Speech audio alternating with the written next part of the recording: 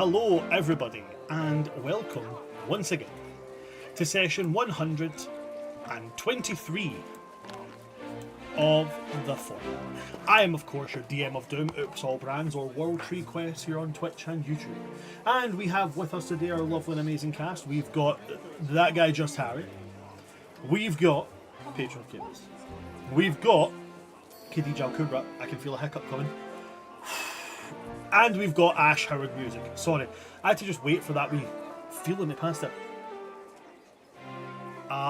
Do we have any housekeeping for today? I don't think we have housekeeping. I don't think we have housekeeping. No, we don't have housekeeping. But we do have our usual thing that we do run through and say, so I'm just going to do it very, very quickly. Here at World Tree Quest, we're an entirely welcoming and open-armed community, and we love everybody who's part of our love TTRPG community and the entire TTRPG community as a whole. And that includes people who identify in a myriad of ways, whether that's identifying by a national identity, a cultural identity, ethnic identity, religious identity, sexual identity, or gender identity, or that weird thing where you communicate by the colour of your nail polish. I'm not sure, I heard about it once, it seemed weird, but like, okay, cool. We love you for it. Come in, you're more than welcome.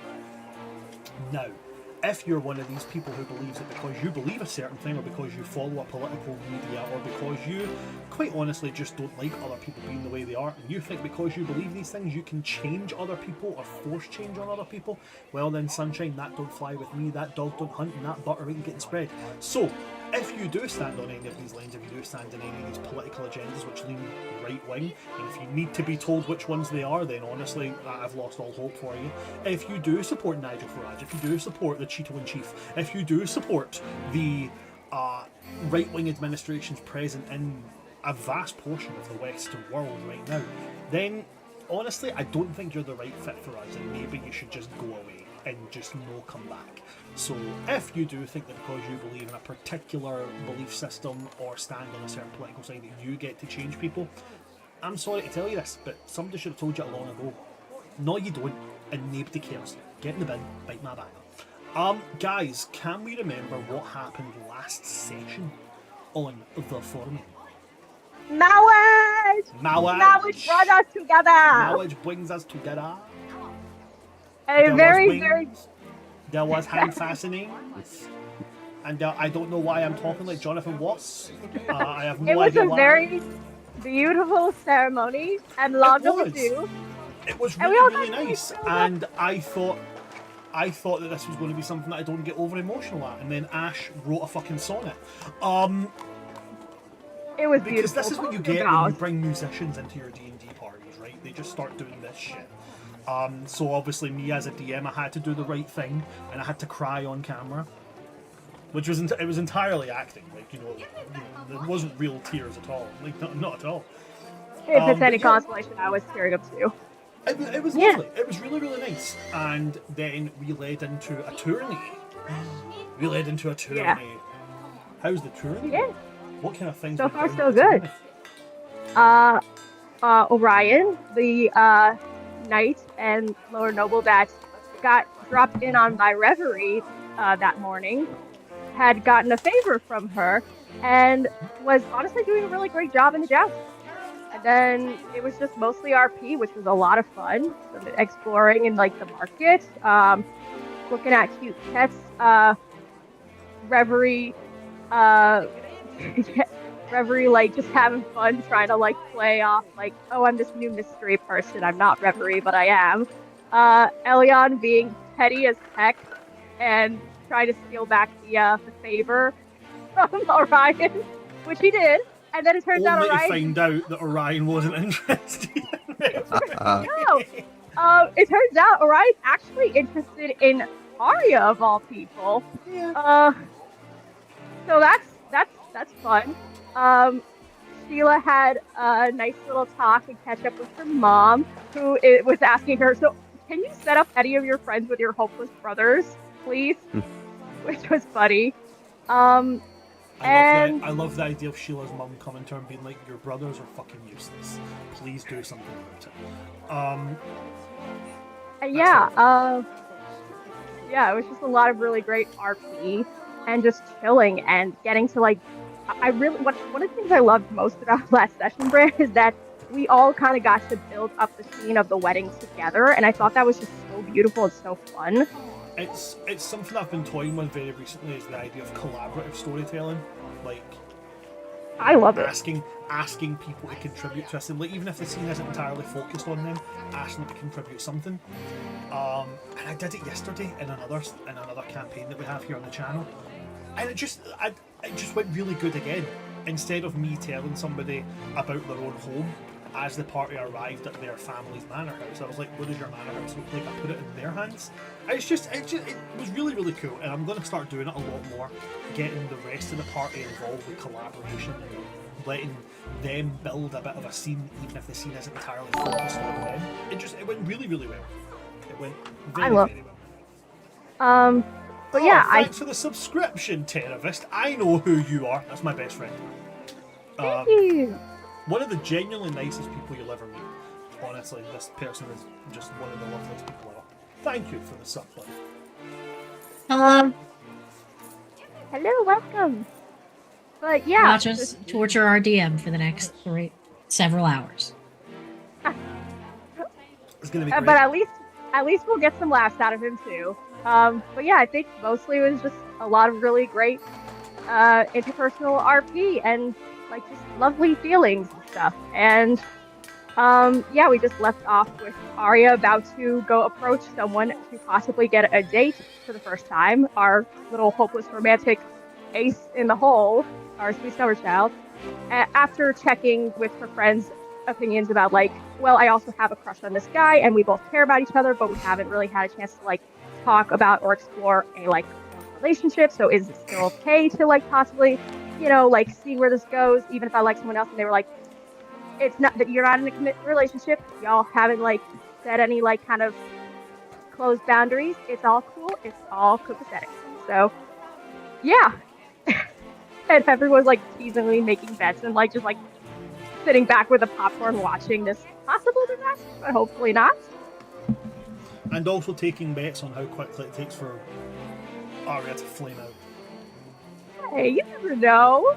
But yeah, Okay, that is where we left off. But before that happens, before we go to Arya and Orion having their conversation, I want to go to the rest of the party.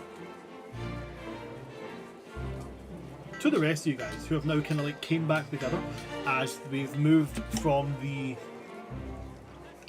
to keep you abreast of the events that are going on. They're moving on from the first round of jousts into the first round of the archery tournaments. So bows are being fired. Is there anything that any of you guys want to do as Arya makes their way over towards Orion to have this conversation? Anything you guys want to be doing? I'm finishing that competition with Kieran that started at breakfast. That we didn't actually get to finish. Ah, the eating competition. Yes. Cool. Very easy way that we're going to settle this.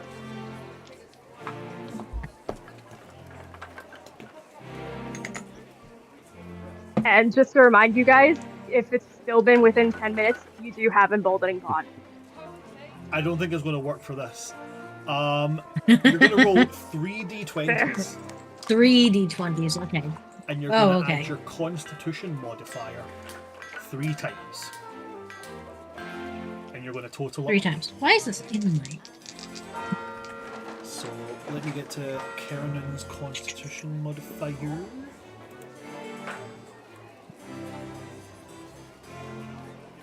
Where's my silver d20? You know what? That's a question for another time. A question for another day indeed.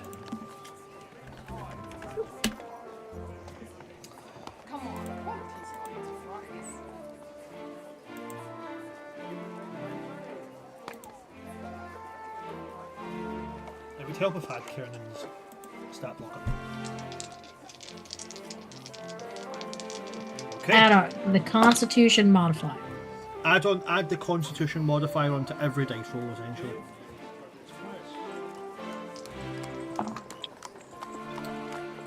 Okay. All right.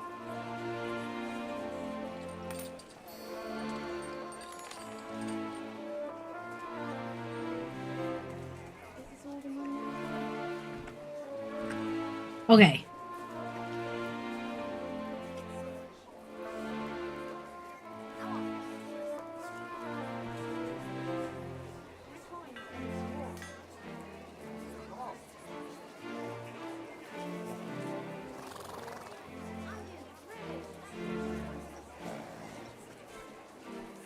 So, what did you get in total? Oh, in total? Yeah, so you add them. So, like for instance, right? So I rolled on the d20. I rolled a 15, a 16, and a 19.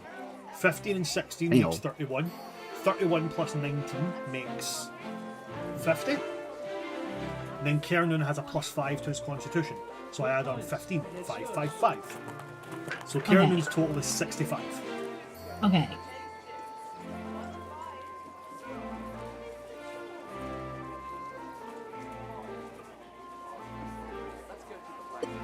I can do math. Hold on.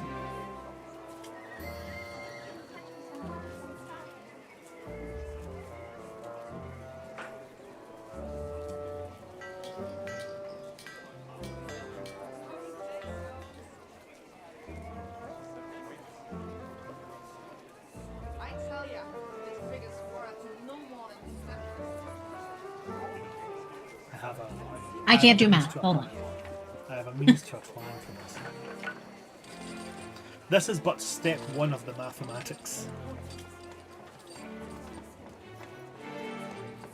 I think really quick while she's doing math, while they're eating, I'm kind of looking at Sheila like, bet.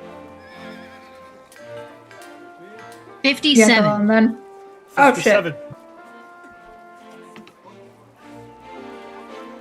57 we're going to round up. 57 we're going to round up. For the sake of mathing, we're going to round up. So 57 is going to become 60. You guys start, just for clarification, what's your constitution modifier? Mine's a +4. Plus 4. Okay. There's a moment where the eyes lock.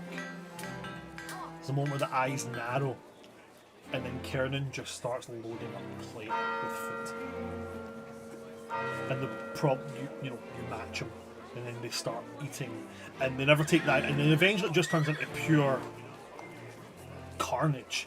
Like Kiernan is like reaching over, wrenching the leg off of like geese and stuff like that as they eat. It's devolving into like he's grabbing like bowls of potatoes and just like stuffing into the mouth. It's honestly not the greatest look for either of them. We are talking grog and pike levels of messy competitiveness. Until eventually Reverie, there's a point where you just can't eat anymore. You really want to. I put it into groups of 5. You go through 8 plates of food, 8 servings of full intense meal. Like we're talking like medieval banquet style meals. You go through 8 servings and there's just like a point where you and Kiernan are holding like a leg of some giant forest creature each, just dead-eyeing each other. And you're looking at this half-eaten chunk of meat and you're willing your body to go on. But there's a point where you're just like, you get to that way where you're like, I'm really enjoying what I'm eating, and for some reason just at one spoonful you go, if I put another spoonful of this in my mouth, I'll never eat it again. That's half the time I eat anything, yes.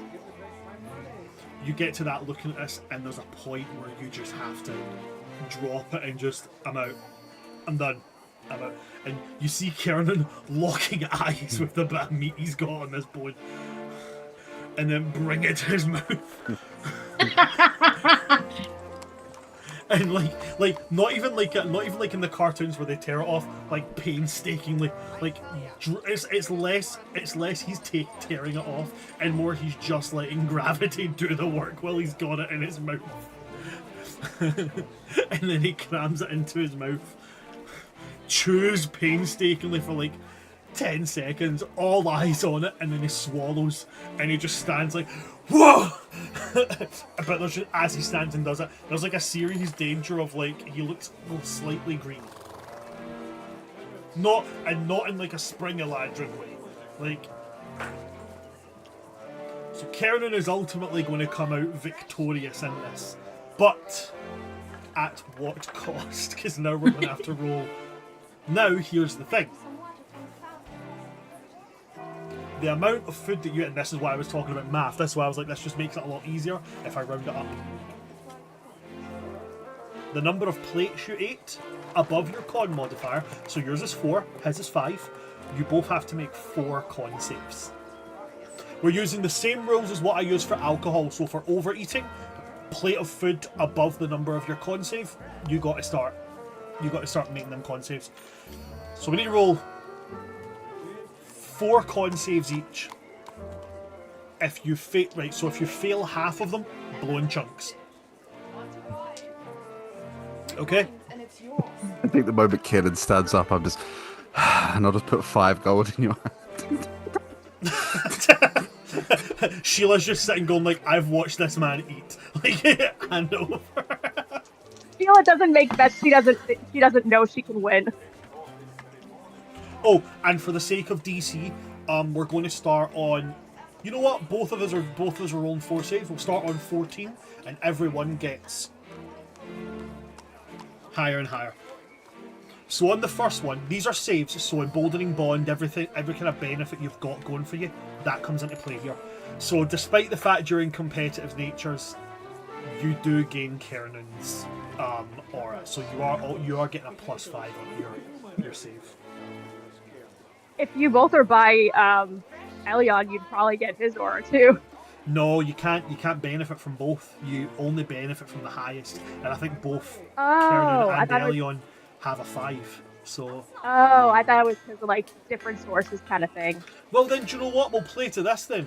We'll play to this. Technically, as you're in competitive nature with Kiernan, you're not his ally right now. So you would only you would have to benefit from Elion's. Elion, yours is a +5. It is, yeah. So you're both getting a +5 anyway, just from different sources. I might have to draw this as Kiernan and Reverie's best friend sketch instead of just them arm wrestling. So first roll for Kiernan's a 14 on the die, plus his 5 for Constitution, plus his 5 for Charisma. He's fine. I got a 16 plus the +5 from Elion. So 21. Cool. Second one, DC 15. Kiernan rolls a 12 for a total of 17 plus 5, 22.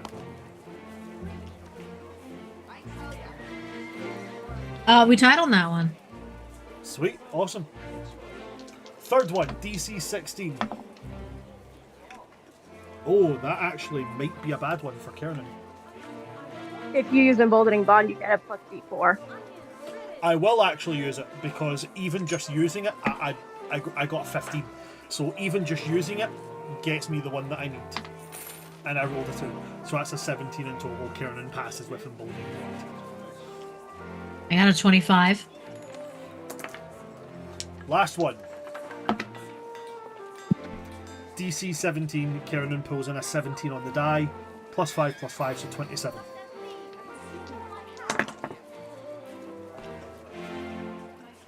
$25, 28.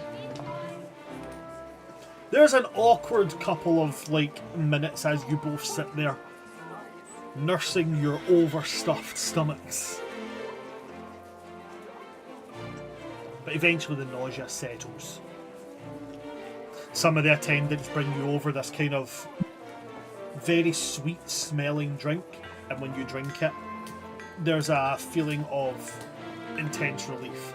However, that intense relief does come at a detriment. There's no save for this, but I am going to say to you, Oh God, they gave us liquid gas X. we're going to make it fun.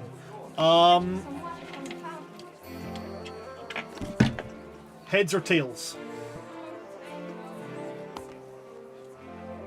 I'm going to say heads. Okay, awesome. So I get tails. Now, my hand is here.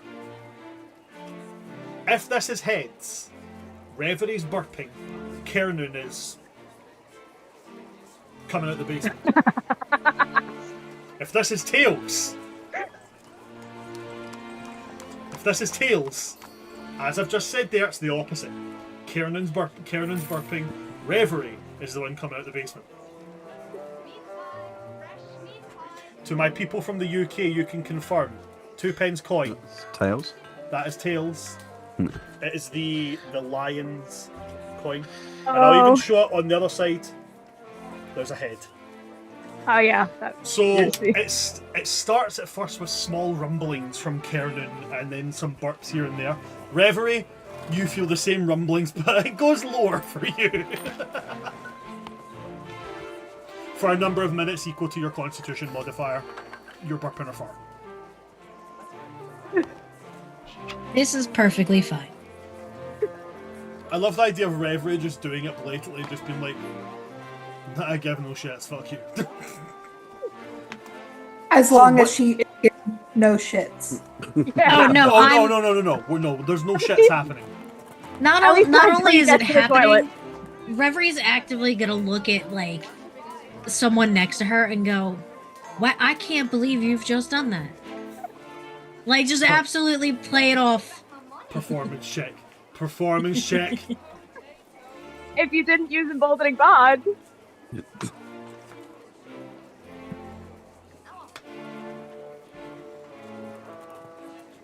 I can use emboldening bond. you get a D4. And then performance can. Okay, so that's not too bad. And I'm going to make a court insight check. A bastard's 20. A bastard's 20. Well, they rolled a 2. So they buy it completely. You're sitting there farting away and they're staring at this other noble that's sitting at the table, and they're like, they're trying to plead their innocence, but nobody in the court is buying it.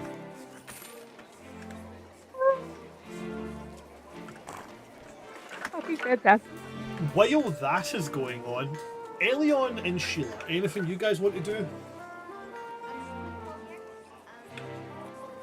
If you have anything. My only thing that we have not done for a very long time, DM, I would like to suss out some rumors. You want to suss out some rumours? Awesome, because while you were away, I looked at the rumour system, and it was fairly lacking. Leaving it up to chance, that meant that sometimes you might have no rumours. And let's be honest, there's no court in the world where there's not at least something. So instead I've made a new system, Ash. And we're going to go through it today. So first thing what I'd like you to do, Ash, is I would like you to grab for me a... Let's go with... Right, so this is a small tourney. Small setting. So let's go for a D6. Okay. Okay. And I want you to roll that D6 for me.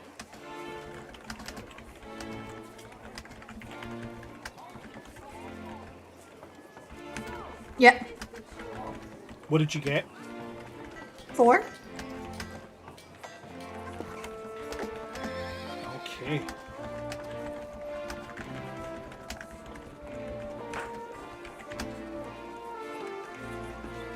Just typing out my roll system so I don't forget this. Okay, you rolled a 4. Well, first off, actually, roll your perception check, just so I can see how much of it you hear. I forgot we start with a perception check. Let me add that on. You also have emboldening bond still, Ash.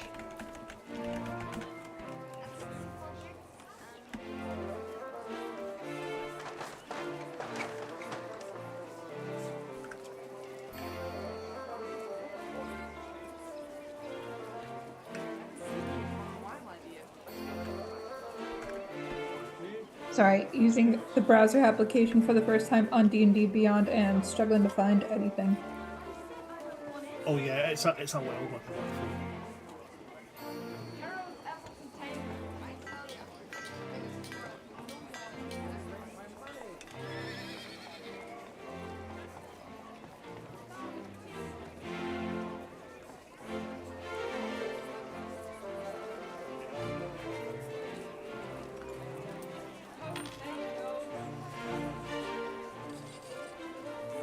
This is not working. It's not working. Maybe I'm just... Here we go. Okay. Let's see. Let's try this again. Okay. Pretty bad. 14? Okay, 14 is going to get you. And you rolled a 4. Absolutely. There is a rumour that circulates for a little bit.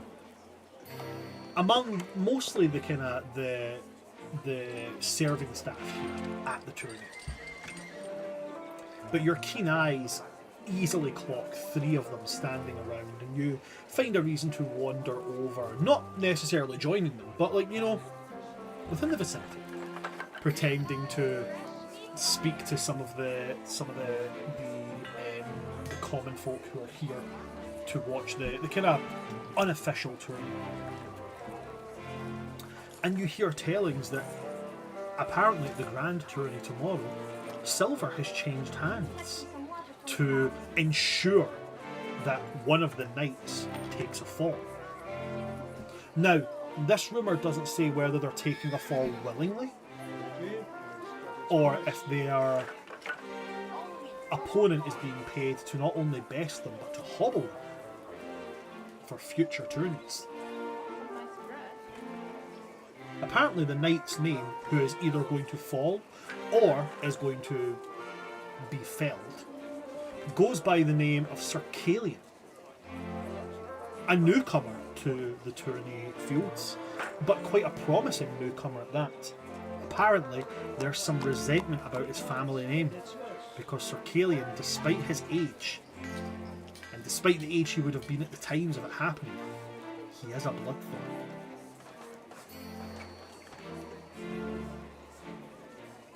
Now, he does, however, have patronage from a high Spring family, who are one of the only high families present here today. And you're going to get a kick out of the name of them. Their name is Thistledawn. Not Thistledown before anybody gets excited, but Thistledawn. A nod to their current spring standing, but descent from summer origins. Apparently, the matriarch of that family, Dame Brian Thistledawn, she's very fond of young Sir Kalian, and she has said that in no way, shape or form would Kalian ever sell their honour. Their honour is not for sale. Is it true? Is it false? Is there a plot afoot? I leave it to your hands.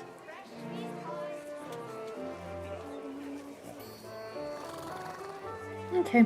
Leave that with me if Elian wants to do anything in the meantime. The only other thing I wanted to inquire about, this, like, treetop dueling thing that's supposed to be going on, that me and Kieran are invited in, is it self-supplied weapons and armour, or is it specific given equipment?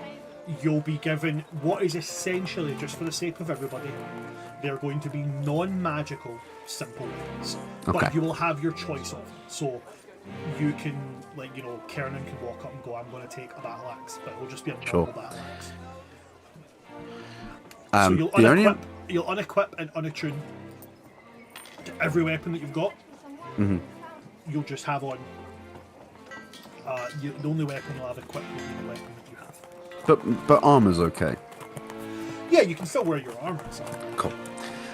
The only other thing I would like to do is find a bit more of a secluded place, probably while Reverie Kid are doing an extremely long eating contest, because this is going to take about an hour.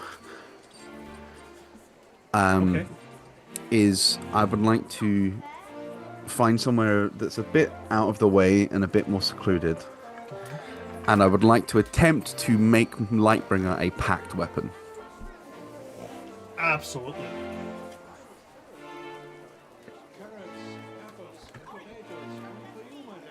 You sit down with Lightbringer. And you've known of the capability of doing this as a warlock for some time. And it's yours. But I don't think, and correct me if I'm wrong, I don't think you have done it yet with any weapon. No. I tell ya, this thing is So you find a secluded spot, and you draw the handle of Lightbringer.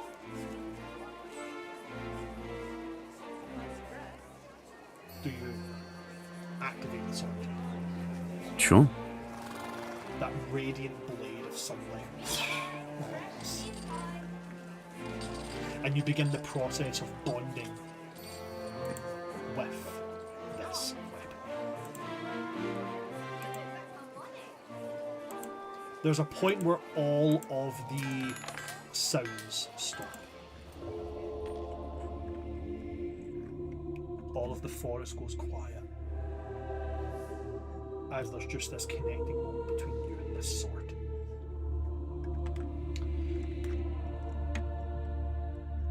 In your mind, you hear the draconic language speaking. You hear your patron's power.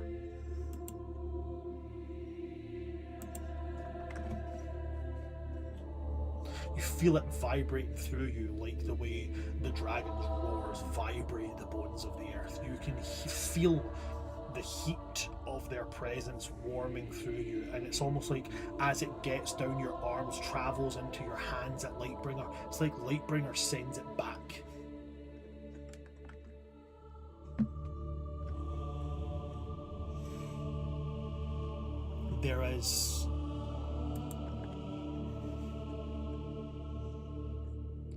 There's a moment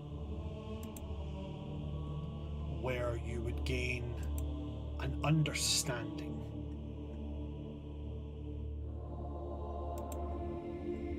This is no mere item. This is no mere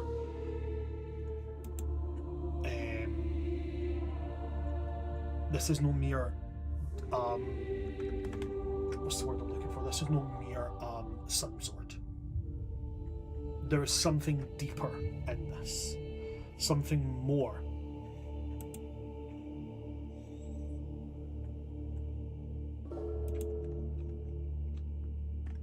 After an hour of this passing backwards and forwards, backwards and forwards, backwards and forwards,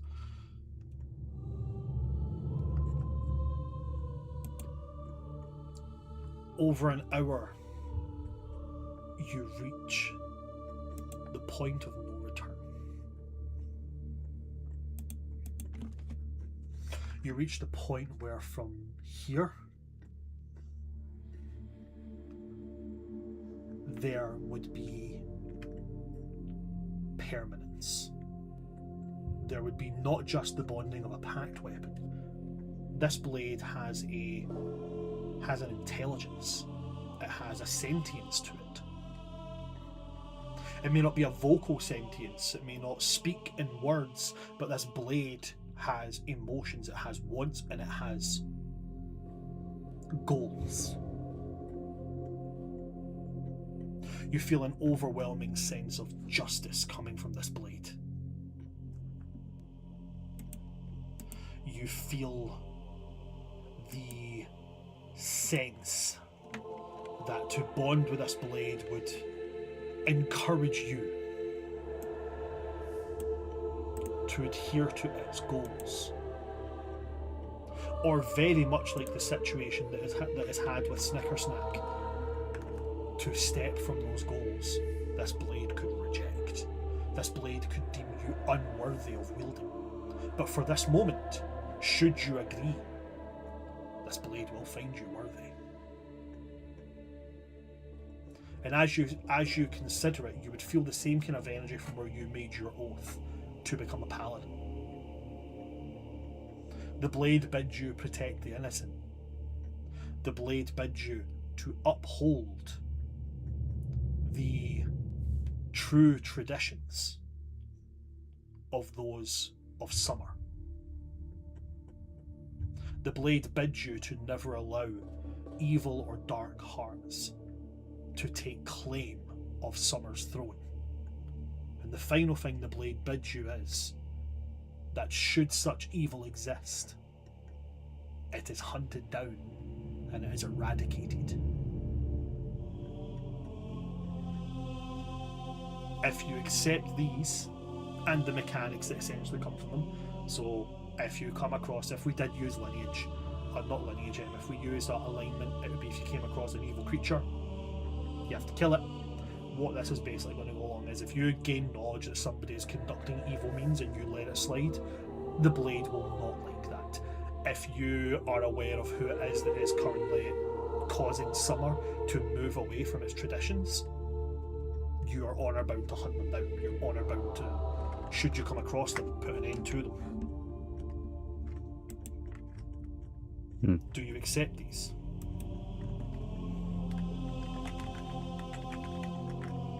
I think there is a pause. Okay, cool. But Go ahead.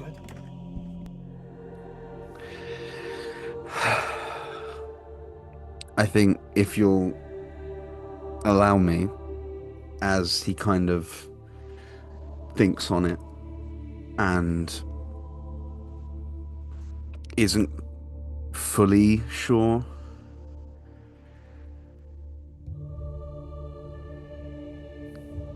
thinks on it, and then as he kind of wills the bond to complete and eventually agrees,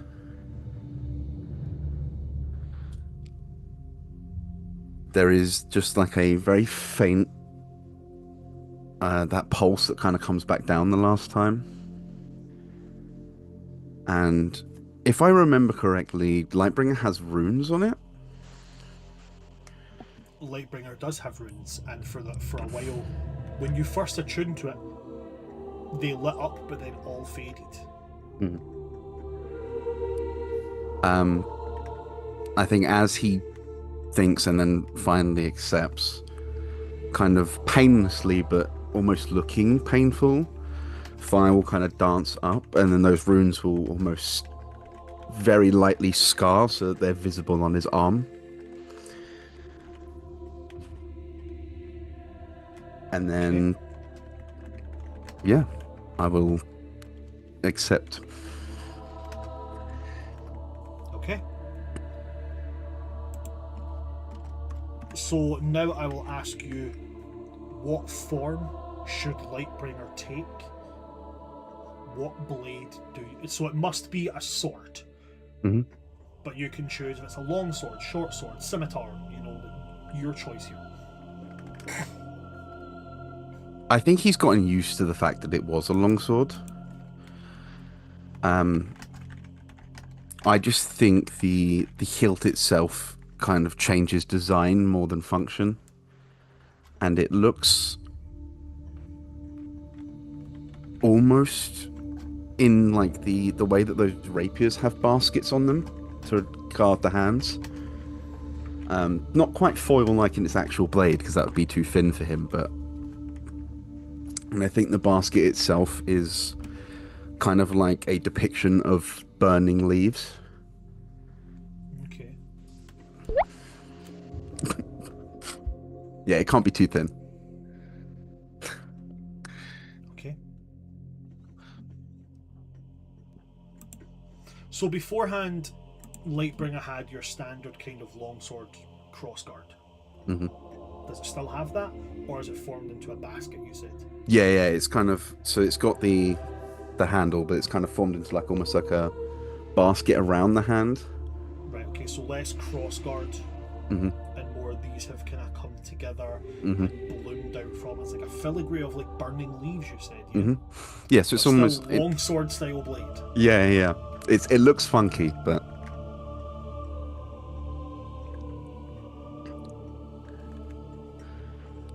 As it takes its position,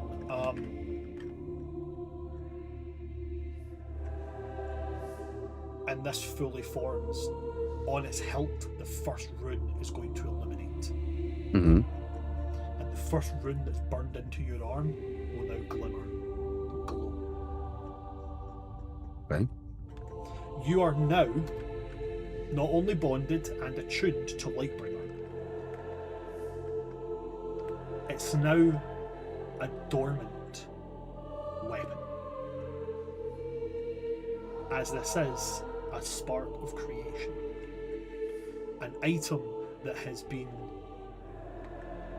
formed from some remnant of the magic that created the world of Atuma. What you have in your hand, as you attune to it, you gain the information of it. When Atuma was created, there was a being who was here.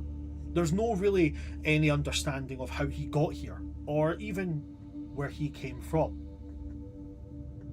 He's known simply as the Forge Smith, Forge Master, Master of Iron. Many different names, but they all speak of the same thing. A mysteriously powerful craftsman who creates flawless pieces. You would know him as the person who created the sword that Kernan wields, known as the Verdant Blade. One of his most recent creations, it was created for somebody who would take up the mantle of King of the Springlands. This one that you now are attuned to is much older. Much older. In fact, there's only one item that was made before this blade's creation.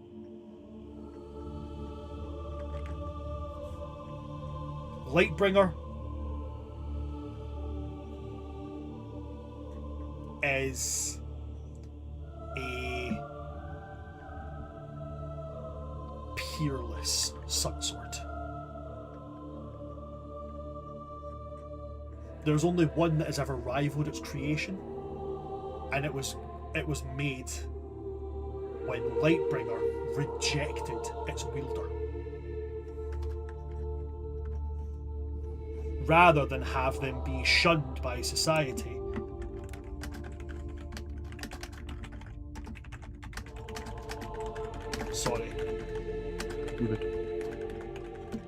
rather than have them shunned by society, a new blade was made for them. A blade that was named Durthanal. Mm-hmm. But that's another blade for another day. Lightbringer has only ever had one wielder, and it rejected them. Everybody else that has picked it up and swung it, it has swung as a sun sword, nothing more, nothing less. It's never been truly unlocked. Now, it's giving you a chance. As I said, it's peerless in its design. It resembles an ornate golden longsword with a basket hilt, with no physical blade. As a bonus action, you can summon or dismiss this blade of condensed pure sunlight. The radiant blade sheds bright light in a 15-foot radius and dim light for an additional 15 feet.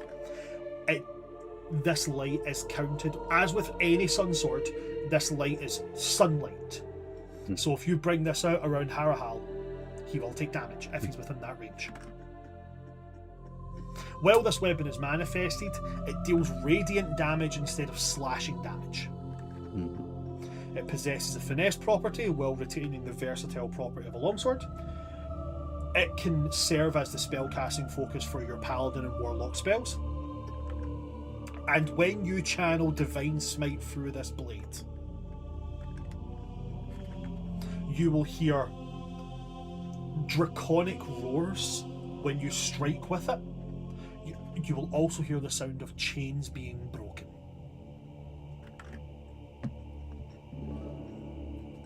As I said, this is a Spark of Creation, my version of a Vestige of Divergence, so it does have other things.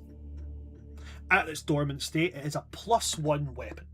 So it's a +1 longsword. It has twofold flame. Whenever you use a Divine Smite, you can choose any number of the dice in counting its damage.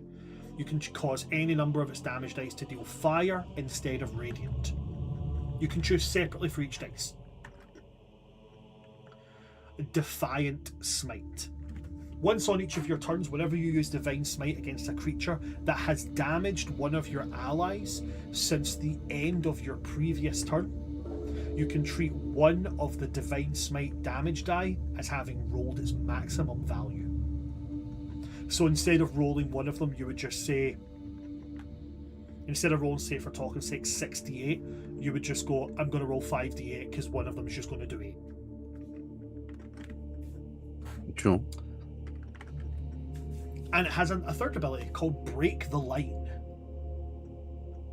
A creature who's been dealt damaged by your Divine Smite cannot make opportunity attacks until the beginning of your next turn. Nice.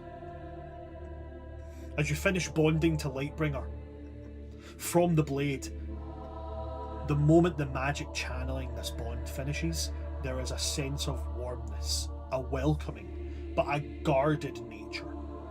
The sword is looking forward to working with you, but it's also watching you. Your actions will be judged. Okay. Guess I'll head back out into the festivities. Okay. You make your way out, rejoining the festivities. And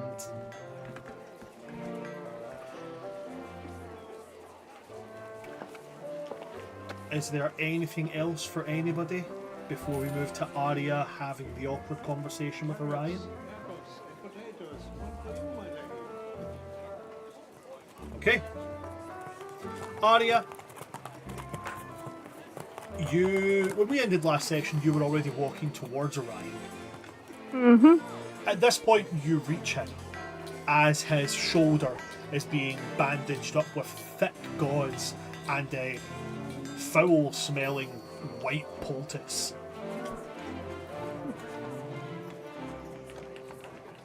What would you like to do? Well, still kind of has that blush on her face. Very new territory for her. But she does pause when she sees the injury and says, hello, do you need some healing for that? I came over for a different reason, but do you need some healing for that, Crystal? He'll look at it and go, nah, I'm okay. It's just a bruise. This poultice has got weird leaves that when you smell them, they make things cold.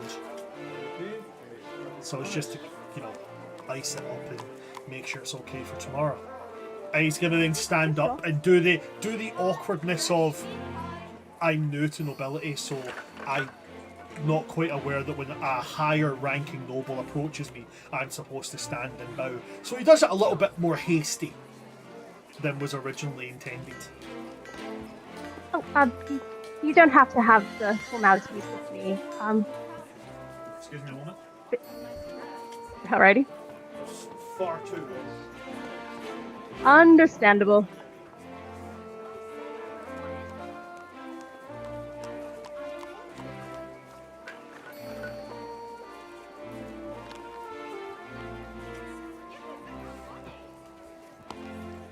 It's way too warm, so I'm putting on a cooler garment. Because despite the fact that that vest top is next to nothing, it's not made of a material that stays cold. So... Fair. I got the sensory thing. Sorry, please continue. I see him kind of like doing that awkward, like formality greeting kind of thing, like that nobles do, and I just kind of like,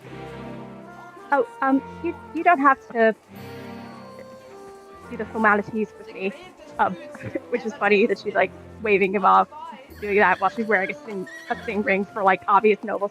That sort of courtly, noble, high formality thing always made me a bit uncomfortable. Anyway, I'd much rather us be just casual and normal. Okay. Hi, my name is Arya. Arya Donstar. You are Orion, yes? Yeah. Orion Elmhart. New to the whole nobility thing. It can be a lot. Are you enjoying the tourney? Yeah, I'm not a very martial person myself, but it's always great seeing people, displaying the skills that they work very hard at, and it's fun just being with my friends. You were very, very skilled out there, by the way. Seems like you put a lot of work into what you do and really love it. I always appreciate people who do that. Put a lot of heart into things they love.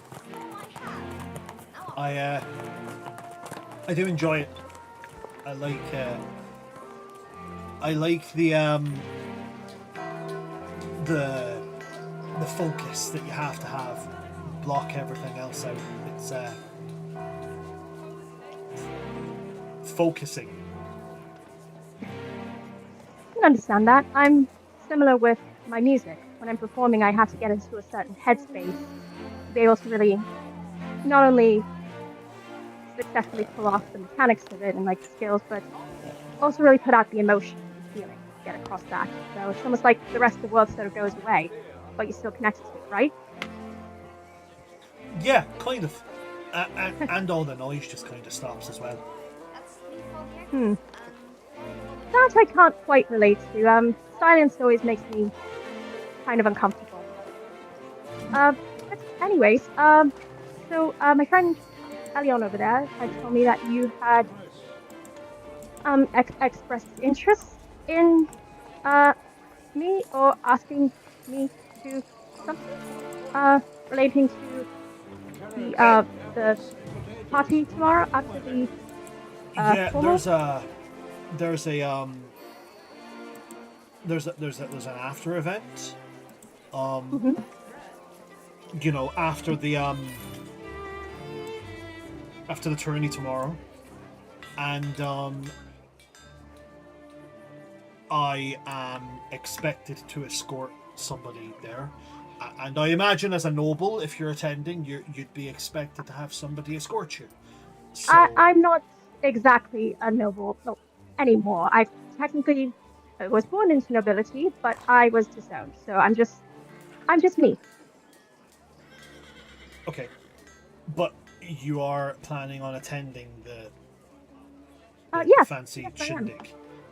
Yes, with my friends. Yes. I Would hope it won't you- be too fancy. But... Do you have anybody escorting you as of yet? No, I don't. I don't normally get asked that sort of thing. Well, if you would be willing to be seen on the arm of somebody who's noble purely by technicality, I'd be happy and honoured if you would accept my invitation of escortship. I would, but just to clarify for clear and open and honest communication, is this purely just for formalities of having someone to escort and be escorted by, or is this a like a date? And the guise of nobility, very poor guise that it is, but the guise of nobility does drop, and he gets this kind of grin that goes, "You're a little bit full on, aren't you?" I've never been very good at formalities. I'm a little too honest for my own good. How about I like the look of you, and I think that you'll be a bit of fun. So we see how it goes. Face goes beet red, but she is softly smiling. I like the sound of that. So we'll see how it goes. Thing is nice too. I would like that very much.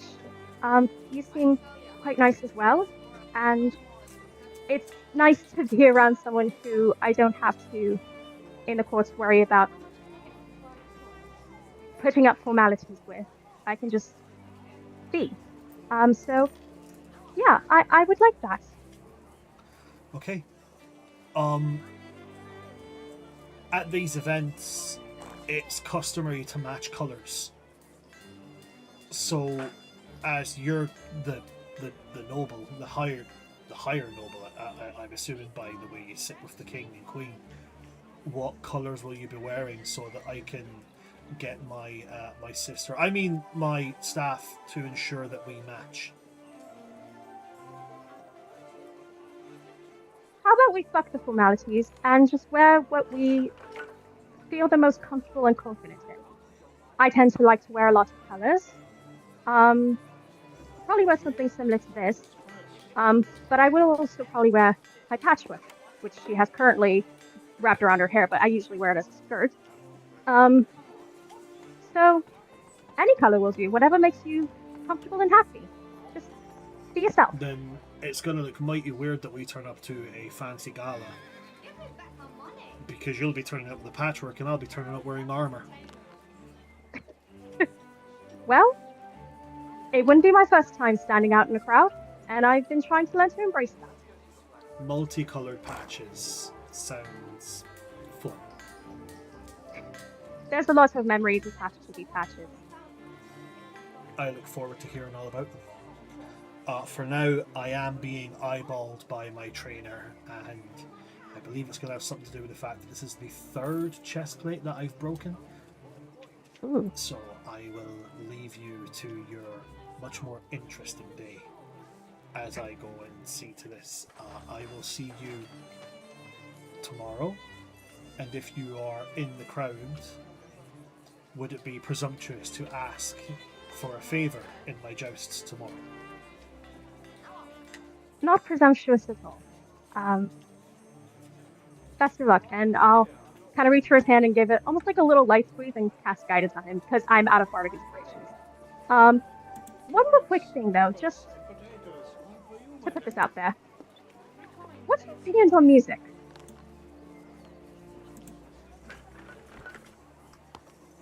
It's fun to dance to. What are your opinions on traveling and seeing other places and experiencing other walks of life? I've never left the Springlands. I've never been able to travel. Have you ever We wanted only- to? Oh yeah, obviously, but we only gain noble status by technicality. But you like the idea of it. Yeah, I do. But I think you and I are going to get on pretty well. Best of luck. And to yourself. Give a little wave and just kind of like, there's a little extra skip in her step. Is like, did that really happen? Yeah, that happened. Okay, wow. While all this is happening, the archery has been and gone. And we move into the sky frame. Ooh. Now, here's how the sky frame will work. There is a grid, essentially. Picture a 6x6, sorry, a 3x3, like a noughts and crosses, or what is it you guys in America call it, tic-tac-toe? Yeah. Picture that within a square wooden frame. Okay? I will draw you a demonstration with my masterful art skills, which we've all come to appreciate. Yeah, We've we all have. come to appreciate. Yeah, that's it, right? Yeah, you have. Yes, we have. Also, Brian, I really mean- like your shirt. It's Thank so you, cool. Amy got me. I mean, we can't forget this beauty. Oh that gosh. happened the last Flashbacks. time. Thank you. That I've was got- that was a really creative and beautiful piece of work. I'm just It's always stupid. done. I'm good at puzzles. I am good at specific kinds of puzzles, and that's not one of them.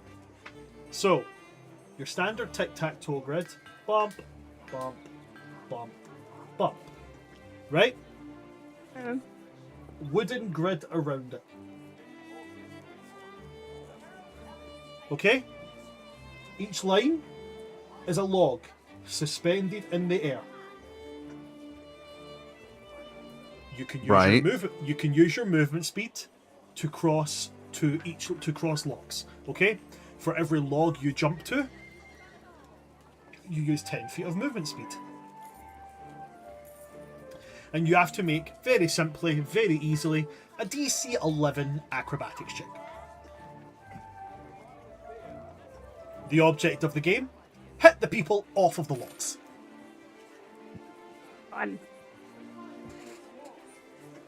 There are 4 competitors to every game.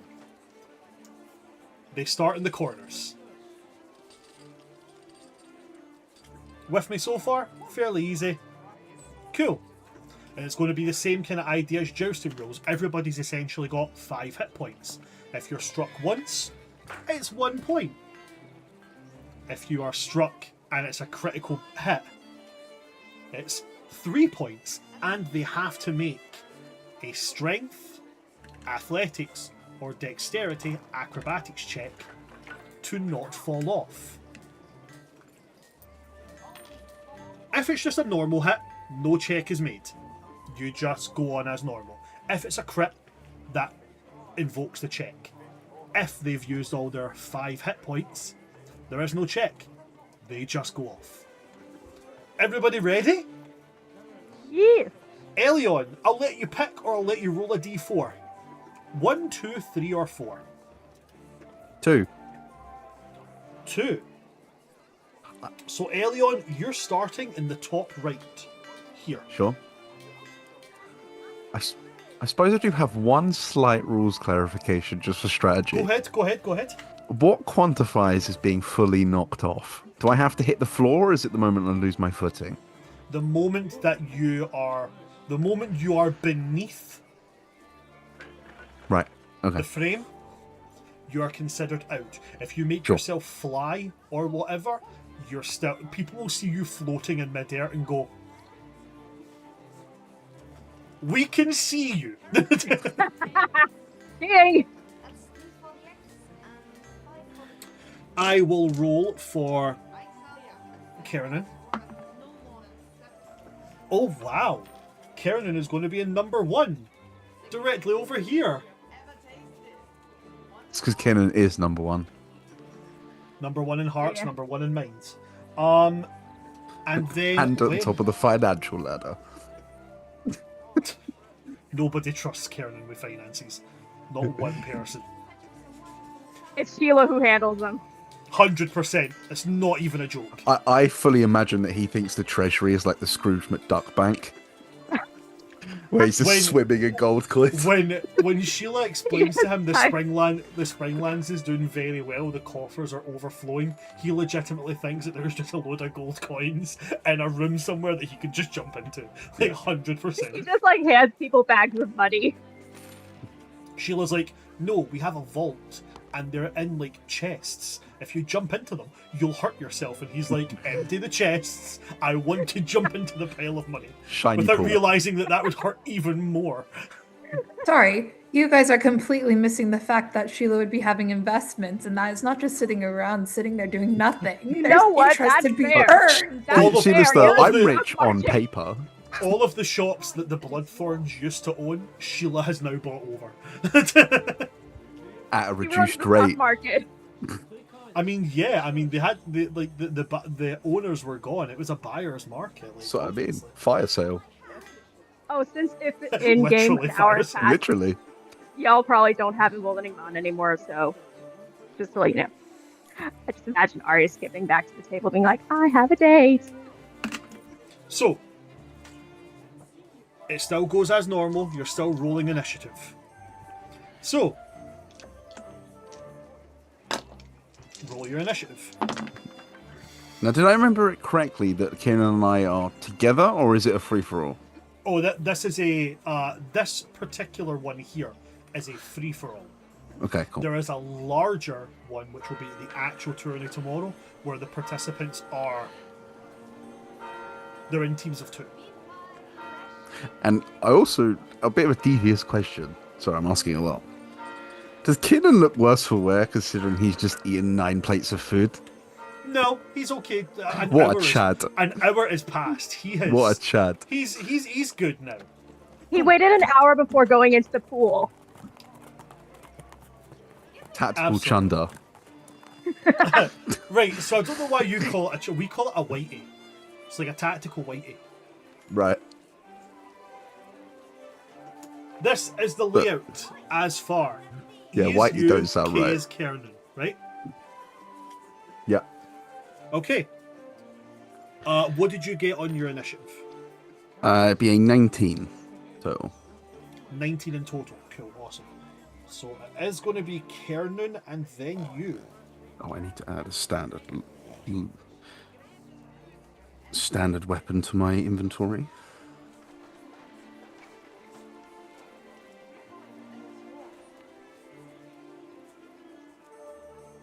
Shall I whip out the pistol? Yeah, just do that. So to give you an idea of how this will work, Kiernan has a movement speed of, I think it's 30 feet, but I also don't have his character sheet open right now because it kicked me out. So we're just going to go back in and we're going to open it up. Absolutely nothing happened. I believe his movement speed is 30 feet.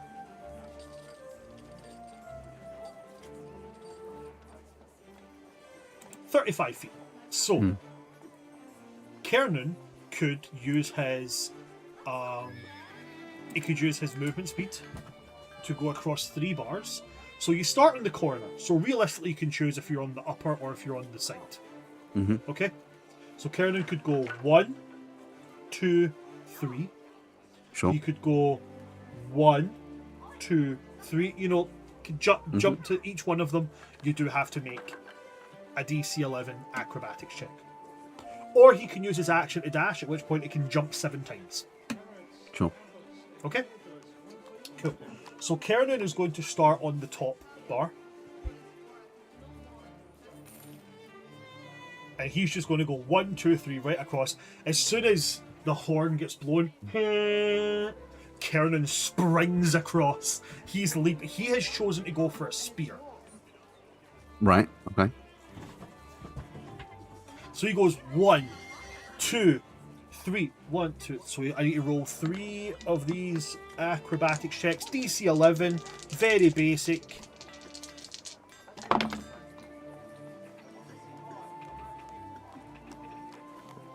That one is cocked. Okay, 13, 12, 18. He clears all of them. So he goes 1, 2, 3. Lands on the bar, and then he's going to turn the spear, and he's going to aim a whack at the other competitor directly across him, who is Sir Talavar. He is a Spring Eladrin of some decent noble heritage.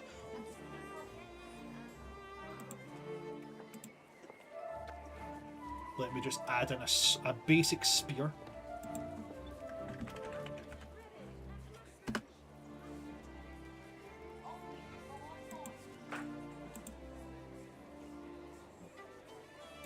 There we are. Add that on, take away that, and take away that, because I still have those equipped, which is not smart. Alrighty. There we go. He jumps across. He's going to swing that spear. That's an 18 on the die for a total of 27. That is a hit. As he swings it and he cracks Talavar in the chest. Talavar leans back, grabs hold of the chain on the corner, holding himself on. But as he does that, Kiernan is going to take the butt of the spear. He's going to slam back. With his second attack.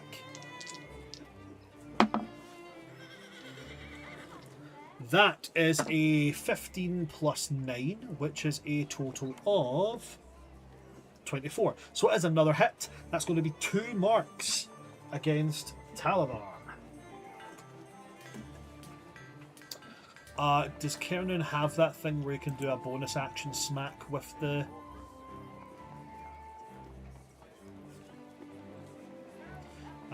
No, I don't think he does. He does not. He's clearly not that good at using a spear. And it's yours. No, he does not. So Kiernan scores himself 2 points. With me so far? Mm-hmm. Fairly simple. Alright, Elion, it's your turn. Okay, seeing as Kiernan's gone down, I think it was almost instinctually we've both done it at the same time. So I'm going to head to the guy below me. Sweet. Just doing the exact same as Kiernan. Hop 1, hop 2, hop 3. Mm-hmm. Okay, so three acrobatic checks to hop, hop, hop. And we will discuss what happens if you fail one, if you fail one. 22 for the first one. I'm going to have to use a luck point to reroll that because that's a 3. That's better. That's 12 for the second one. And a natural 20 for the third one, but it's for 23.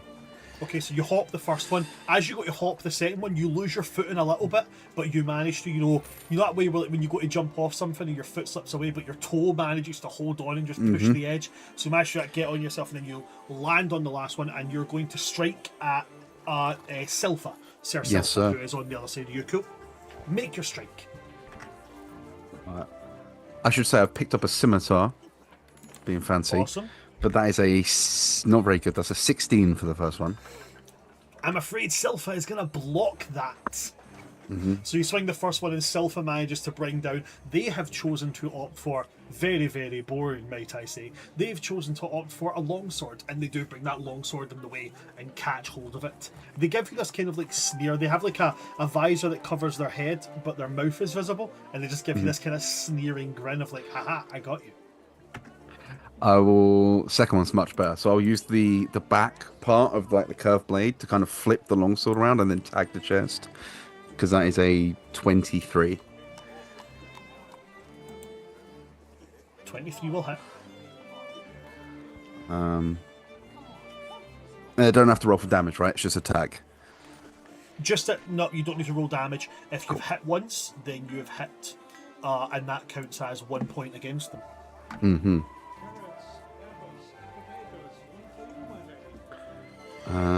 And then I can't attack as a bonus action either. So that's my 2. In that case, it's going to go Silpha. Silpha is going to make their attacks.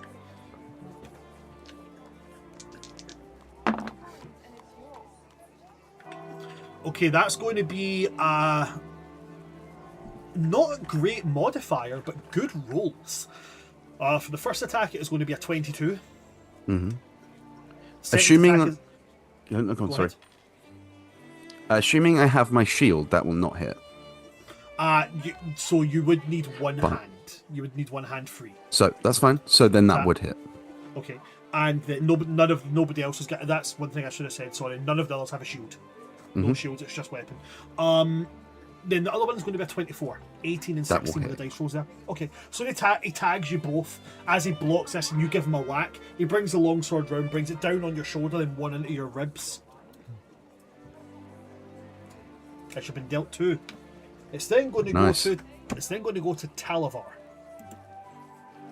Talavar has went a bit more on the extreme side, and they're wielding where Kiernan has jumped in with a spear. They've went extra measures. They're coming in.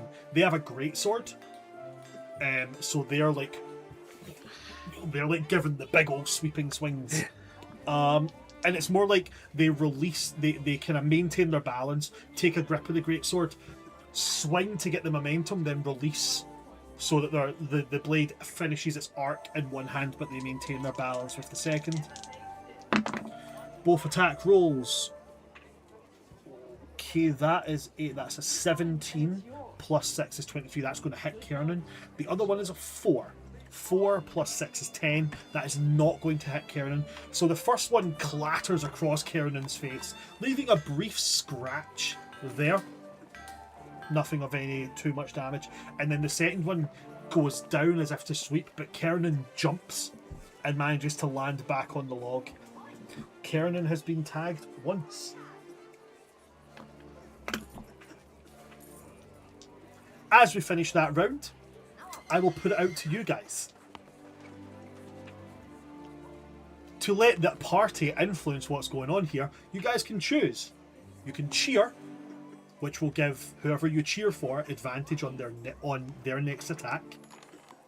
Or you can boo, and whoever you boo, it'll give them disadvantage on their next attack. To the rest of you, would you like to cheer or boo for anybody? Arya absolutely cheers for her friends. And You I don't can know. cheer for one person. Ah! Damn. I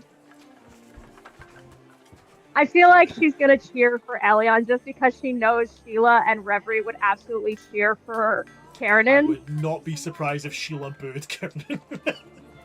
Like, fucking fall, dumbass, fall. So Arya, you are cheering for Elion. Yeah. Okay. Summer Asmar cheering for the summer Eladrin. Cool. So you give a rousing cheer, cheering on your fellow Summer Eladrin. Elion, you have advantage on your next attack roll. Very nice. Cheers for the Reverie, summer are you cheering or booing for anybody? I want to boo for whoever Elion is facing. So you're booing Sir Yes. Silpha. Okay, you give out this chastising, heckling boo. That's the word I was looking for, not boo, heckle. You give out this chastising heckle at Sir Silpha. Something about how their nobility is only official on paper. Something along damn. those lines. Calling their honour into question. I'm like Yeah, that one disadvantage. guy. Have you ever played Wii Bowling? No, I Okay, No. so when you play Wii Bowling, there's like a bunch of cheering when you get the strike, and there's literally one guy in the background that boos. I'm that one guy. Always sounds like the lady in the Princess Bride crowd in the dream. Boo! Boo! Yeah. They will have disadvantage on their first attack roll. And then it goes to Sheila. Sheila, are you cheering or heckling anybody?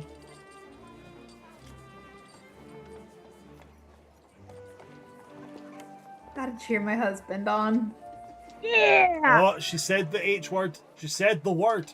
I was so expecting you to be like, he's got to earn it. He said, fucking prove your worth to me. He So put a ring on it. you're cheering for Kiernan, yeah? Kiernan has advantage on his next attack. Fantastic. So it goes to the top of the round. Kiernan's turn. Kiernan is going to make his first opening attack against Sir Talavar, rolling with advantage because of the cheers from his wife. And it does secure him the hit with a total of 22.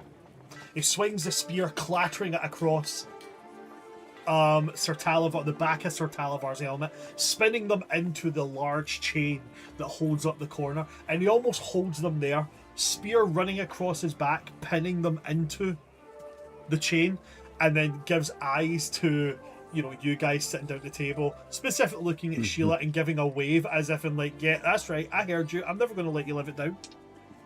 And then he'll go for his next attack. And I shit you not, I'm moving away from the box. I'm going to move my hand down to just lift up the D20 box, and I'm going to show you. Yay! Nat 20! So Kiernan strikes once, pins them against it, and then he's just going to spin the spear round, grab onto the two hands, and just essentially club the guy right in the face visor. With the first strike being dealt... Where's my pen? I put my pen down, and now my pen's there's my pen.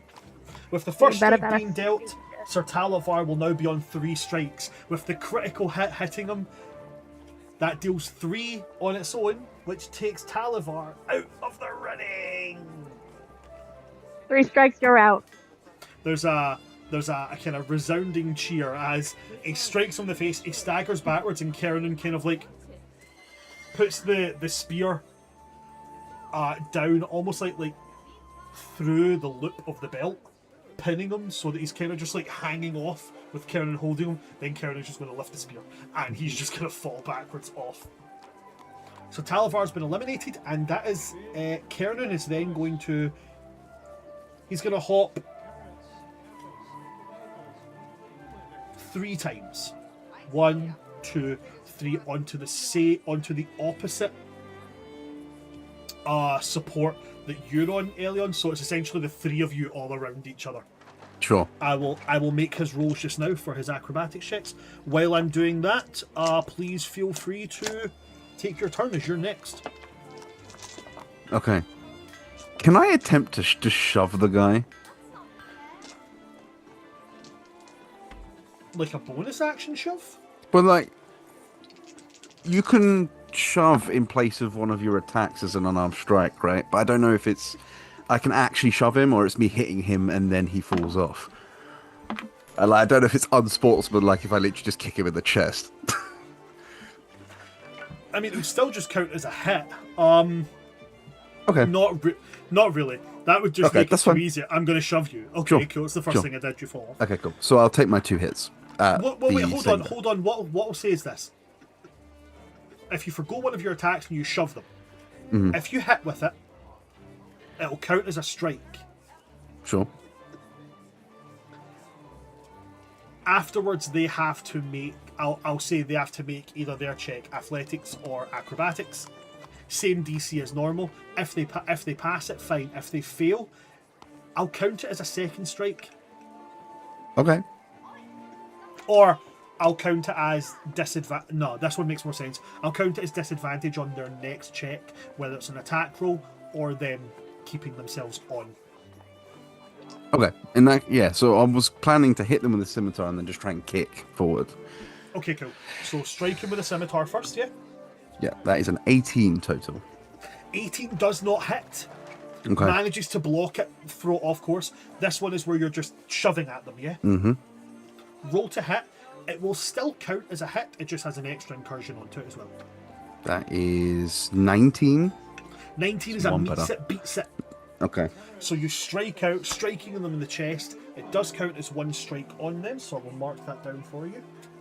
And they also now have disadvantage on their next roll, whether it's an attack roll or an athletics or acrobatics check to move or to stop from falling off prematurely. Okay. Then see what we're talking about? We're building up a rule set together. This is great. This is fun. I like Now, this. I do not want to be in melee range of both Kieran and anybody else, so I'm going to try to run back to where I came from. Now, opportunity attacks do count. Mm-hmm. And as Kiernan's jumped in here, there's 2 coming at you. Sure. So, Sir Silpha, that is going to be a 24 on that one. That will definitely hit, yeah. That one hits you.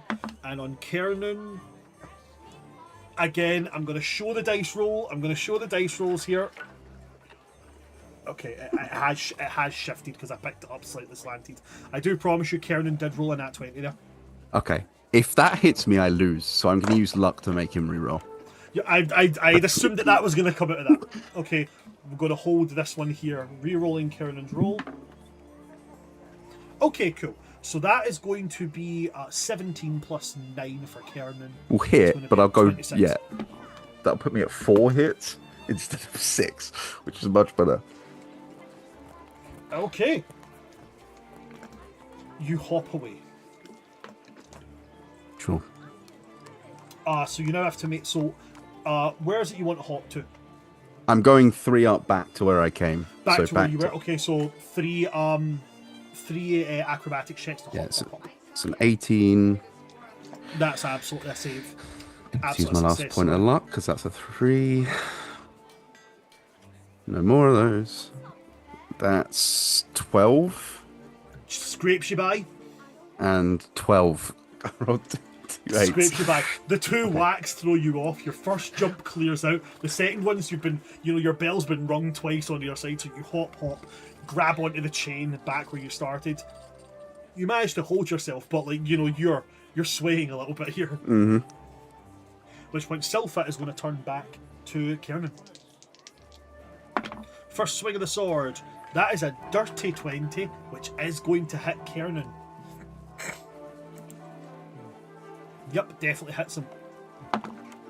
Second dice roll is a 6 plus 6 is a 12. Does not hit. So they swing their longsword. Kiernan tries to throw up the spear to block it. Bit too slow. It clatters into the side of his helmet. As they go to swing again, he tilts his head and the dulled blade catches in his antler, and he just kind of throws it off to the side. Real guerrilla war tactics coming in here. Then we go, end of that round, we go to the rest of you. You get to decide here. Sorry, I've just punched something out my road there. That's not supposed to happen.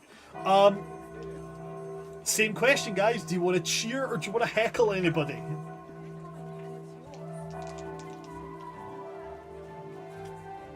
I'm cheering for my husband because I cannot be seen heckling lower nobility. Okay, well, you can't be playing the dirty tactics. Okay, so Kernan is going to get advantage on his next attack roll or acrobatics check or whatever. Sorry, on his next attack roll.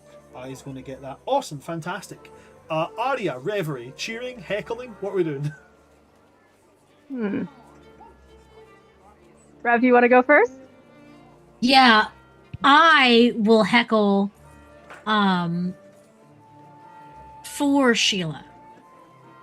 Because I can be seen heckling, because here I am not technically nobility.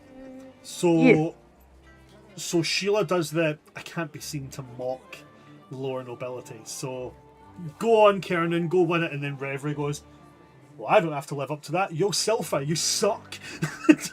Yep. We know those are hair extensions, bro.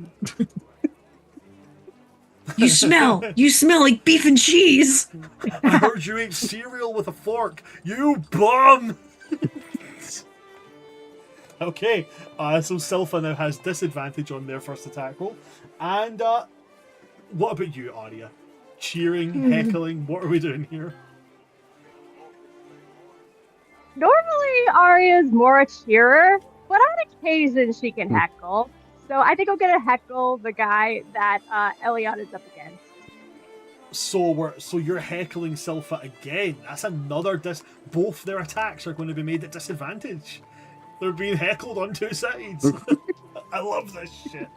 I just turned to Reverie as we're both heckling the same guy and like hold my hand up for a high five. Oh, we absolutely high five. I bet you put the milk in first, you bum. You bum! I bet you use a microwave for your tea. You've got to end it with you bum. Like it's got. No, Hey, I actually haven't. Silpha, I heard that you used to go into shops and not buy anything. You bum! I went in your kitchen, you had smart price tea bags. Oh God, no! Right, top of the third round, Kernan. I think her heckling would be very pointedly, like technique-wise, as someone who does a lot of acrobatics and dancing and like kind of like that poise thing. So it's very specific, like that dance instructor that would like correct all of your minor mistakes. Yeah. In the nastiest way. Kernan is going to make his attack roll. So his first one gets to be at advantage. Yeah, Silpha dead ass drinks Tetley. I'm calling it. They're even worse. It's that Taifu shit. Oh no, not Taifu, bro. No man, not the Taifu. That's a 12 plus 9 for a total of 21. Kernan strikes. Oh no, I've just put the strike next to Kernan. No. Wrong person. Now he makes his second attack against Silpha. That one is going to... That's the one that beats it right there. Silpha's on 1 hit point left, having taken 4 strikes. So Kernan strikes at them, strikes at the back of the leg, causing Silpha to kind of limp a little, but they manage to grab hold of the chain that they're on. At the end of that, it goes to you, Elion. I am simply, while they're duking it out, I'm going to hold my action to swing if either of them come near me. But I'm not getting involved, not with 1 hit. Okay. At which point Silpha is going to make their attacks against Kernan. Both their attacks are at disadvantage because of the heckling. They're having a right poor show of it. Oh, would you believe that? That's a nat 20. And a 3. So they make this expertly poised initial strike, and as they swing, they seem to have like a trauma flashback to somebody shouting, "You bum!" and they falter. The blade falls short. They bring it back up, swinging for the second attack, also at disadvantage. That's another nat 20 robbed from them with a 12 on the other dice. 12 plus 6 is 18, which does not meet Kernan's armor class. They bring this blade down, and Kernan manages to parry it off with his gauntlet, again to the resounding shout of somehow an insult being lost in the crowd. But the defiant term that's still heard by Silpha is, "You bum!" Silpha fails both their attacks. It goes to the end of it. I ask you guys again, are you cheering or are you heckling? I've just thrown a dice behind me. I found it. Are you cheering or heckling? What are you doing? Once again, I am heckling in place of Sheila. I am the voice of the Raven Queen, but right now I am also the voice of Sheila's inner thoughts. I'm the voice of the Raven Queen, and the Raven Queen says, "You're a bum." Okay. Again, towards Silpha, yeah? Yeah. Silpha has disadvantage on their attack roll. On one attack roll. Arya, are you heckling or are you cheering? I don't know if I'm good to roll. Ozzy. Okay, so Oz heckling again. She'll just like shout, your ass is flat and your life lacks with me. Silpha now has disadvantage on both attack rolls again. And we come to Sheila. Sheila, are you cheering or are you... You're just continuing the yep, good on, yep. Give him a showing up, honey. That's right. my husband. Good job. Good job, hon. Cheering for you. You got this. Comes to the top of that round, and Kernan will make his attack. First one comes in with advantage. That's a 13 on the die, plus 9, 22. He strikes Talavar right to the chest. Talavar gets a wobble, makes a swipe to grab onto the chain, and it almost looks like he's going to grab it before Kernan grabs hold of it and pulls back.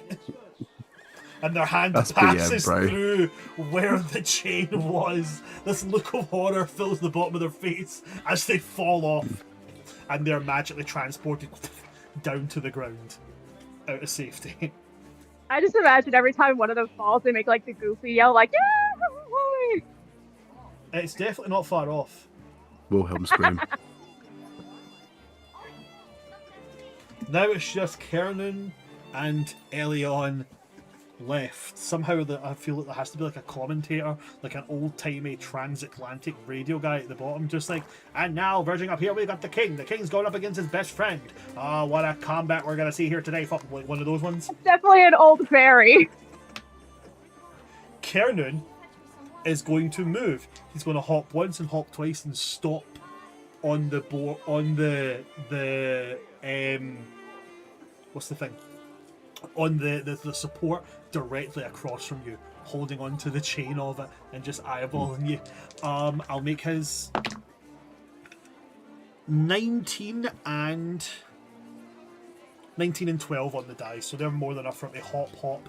As Oppie lands, he's just got his spear in his hand watching you, and he's going, "You're looking a little wobbly on your feet there, early on. How you coping?" These trees suck. He just laughs. He's got that. There's a point of Kernan here where he's kind of turned into like Davy Jones in the final Pirates of the Caribbean movie when they're sailing into the middle of a whirlpool, where you're like, "I hate trees," and he's like, "Ha! You're afraid to get wet." Like he's got that kind of energy about him. With Silpha being put out by him, he is going to hold his action, or hold his second attack for you coming within striking distance of him. It now goes to your turn, Elion. Okay. How many hits has he taken? He has taken 3 hits. Okay. And he's one across from me? One across from you. Okay. Oh, wait, actually, sorry. Hold on, no, he can't hold his action. He can't, he's already taken 1 attack, so he can't hold his action. Okay, I am going to. This is so stupid, but it's in my head. I'm going to jump forward. As I Okay. jump, I'm going to throw the scimitar at him. Right. But just to be clear, you are moving forward. Yeah, I'm moving forward. Okay, Yeah. so this is going to be interesting here, right? This is going to be interesting. Because this will depend on a roll that happens here. Because as you're jumping forward, first off, I need your acrobatics check to see if you can make the jump across. 19.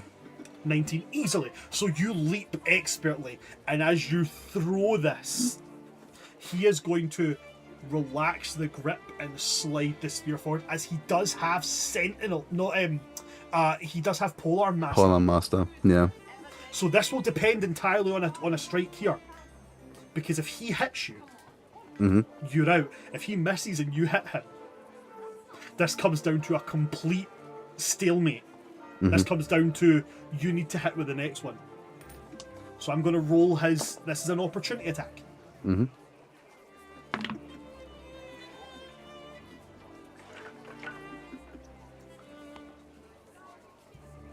That is a dirty 20. Beats it.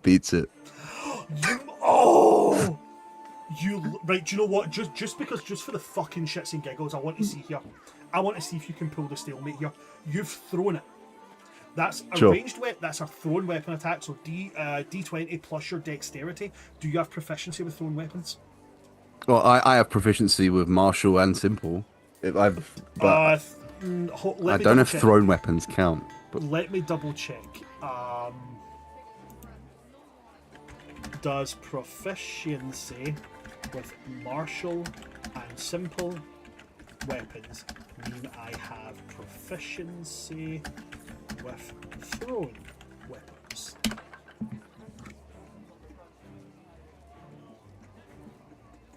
Yes. So thrown is a property of a specific weapon like a hand axe, spear or dagger, not a separate weapon proficiency category. When you throw a melee weapon that has the thrown property, it still is that specific weapon. But right, okay, so that clarifies that. Now, can I throw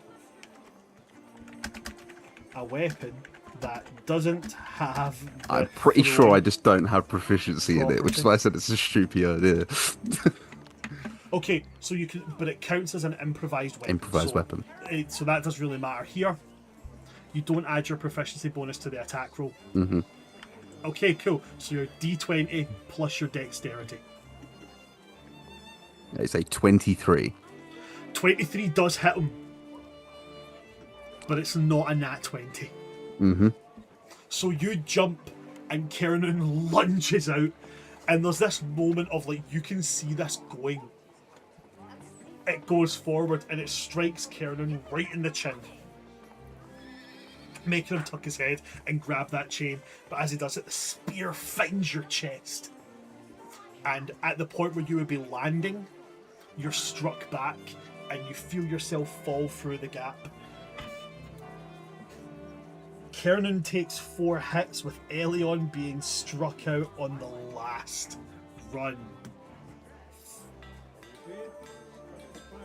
You're magically teleported to the ground, and crowd rings out. Oh my god! If it wasn't for that Polearm Master, I have a feeling you were taking that. Although you and Kiernan have the same AC, so it could have been a toss up, but that was fucking good. I really like that. I will use that format more. So, you and Kiernan are both transported to the ground. And, crowd cheering all over the place. The other two are off, over at the losers' seats. They're getting their injuries and such dealt to. They're getting their armour removed. Kiernan is going to, as you appear next, and Kiernan's already pointing at you, going, "You sly, tricky son of a bitch." Well, I can't let the king lose on his coronation, on his wedding day. So, congratulations. I'm pretty sure there's an old ancient bylaw that says if you smack the king on the chin on his wedding day, that he gets to cut your head off.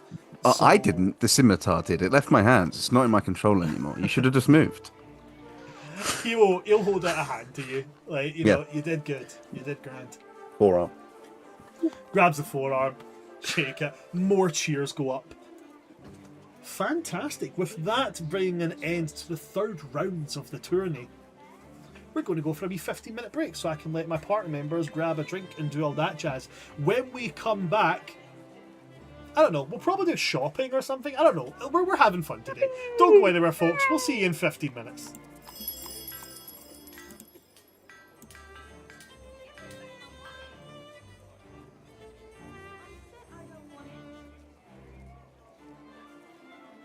I tell ya, this pig is worth no more than 7.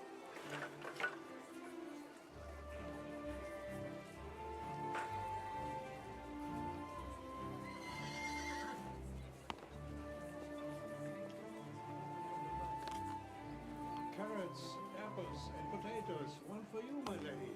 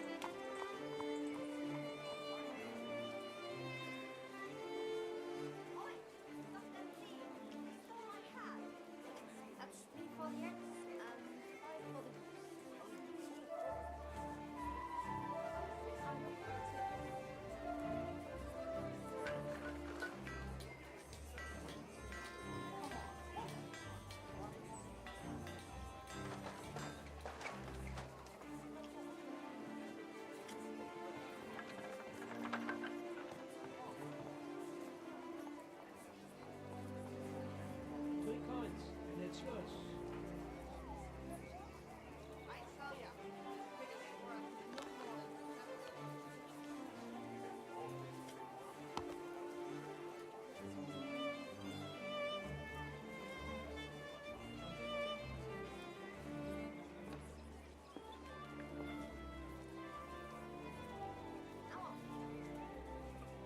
only small coins. And it's yours.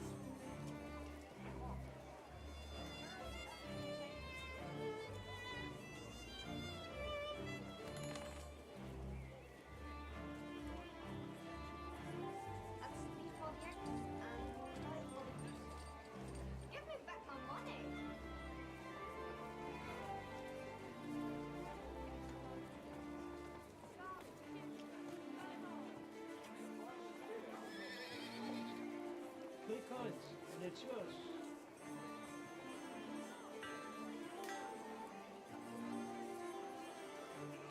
Potatoes.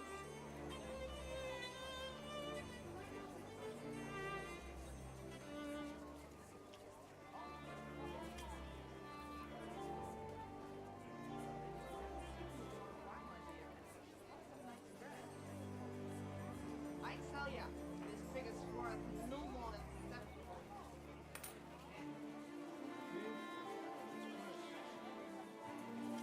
The greatest fruits you've ever tasted. Want to buy it? Onions, spinach, and mushrooms. I said I don't want it.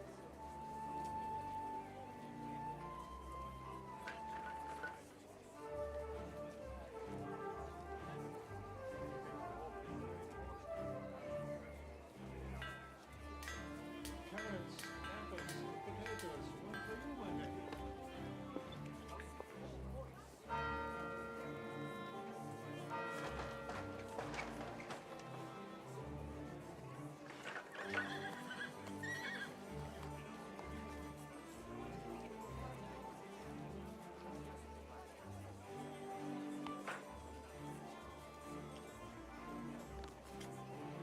Come on, one piece of its price. That's 3 for the eggs and 4 for the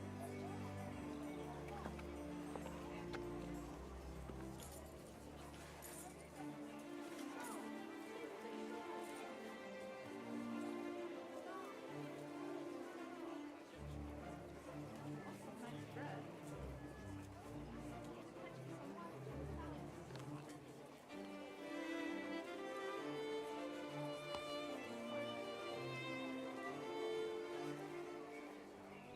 Give me back my money.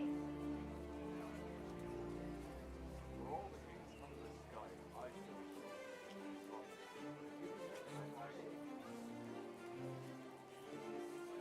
I tell ya, this pig is worth no more than 7.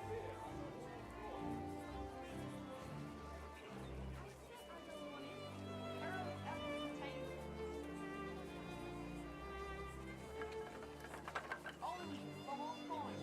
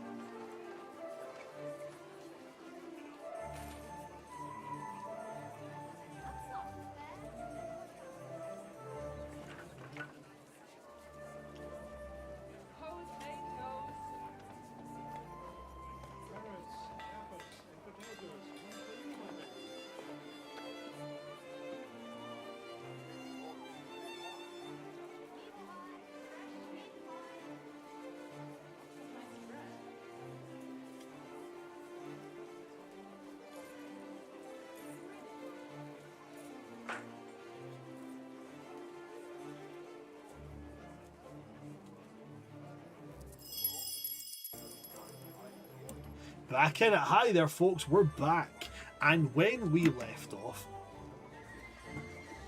we were just finishing off the aerial frame part of the tourney, and now we're going to be going into free roaming as the tourney takes a break before the final two events. Like I said, big old market happening. By now it's later in the day. The traders who are coming from far and wide for the grand tourney tomorrow are now coming in. They're starting to settle out some of their, basic wares and such like that. What would you guys like to do? At this point, obviously, you also do have, knights from autumn are arriving in. Some of the summer knights who have managed to escape from summer are also coming in as well. Some traders, merchants. So there's now a very, very bustling market forming with much more availability. There's also some humans coming in from the Shifting Sands, or where they originally came from was the Shifting Sands. Now they live in the Western Wastes, not the Western Wastes. It doesn't go by that name yet for at least another couple of thousand years. They now live in the Autumn Lands, but out kind of into the further central parts of the Autumn Lands, where there's a bit more heat and a bit more kind of land that they're used to living in. Some of them have also settled in the northwestern, verging close to the border of the Springlands. Some of them have settled there, started to build settlements in the kind of outer borders of the Springlands, verging into Summerlands a little bit. But they're bringing in their wares and their trading stuff. So, what would you all like to do?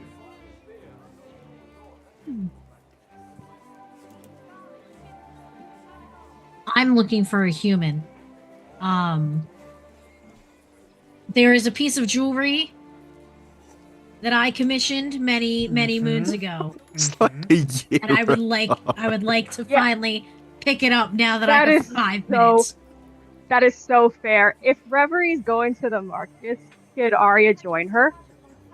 You guys certainly can. Pretty sure you commissioned that before Ash left. And I still haven't had the time to pick it up. I get it. This could be like the great grandson. He's like, who are you? It's only 50 years that have passed, guys. Jeez, oh. Don't try that, young. We don't know what the lifespan is in this world. Yeah, they're new. Of humans, I mean, this is going to be your first encounter with one. As the humans and everything starts wrong. Also, dwarves are coming in as well. Loads of merchants and traveling stalls here as well. Elion, are you also going into the market? Yeah, sure. Cool. Sheila? No, because I have other business that I can come to later. Damn. You guys do the You have market other first. business. Okay, I've got a feeling I know what your business is going to be, so... Okay, so we'll go to the market goers. As you venture into the market, it is a busy market. There's loads of calls from Goliath herds that have came in. There's centaur bands that have came from the deeper parts of the Springlands. There is travelling furbolgs who have now... The furbolgs have become kind of nomadic. They kind of tend to travel around the Springlands. They probably would start to venture out a little bit, but they tend to, they travel between groves and glades within the Springlands, setting up camp for a couple of weeks and then moving on to the next one. Dwarves have come in, there's shouts, balls from all kinds of places, people trading everywhere. Springlands are really, the Vardenheart has come alive with energy here. As you step in,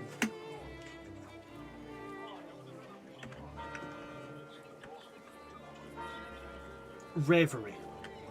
Yes. What's your passive perception?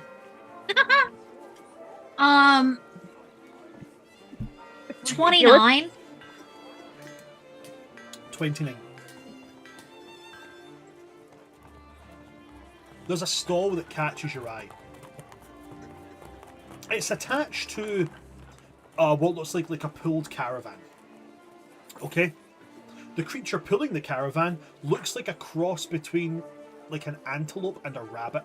Imagine a rabbit but with an antelope's body shape. Okay.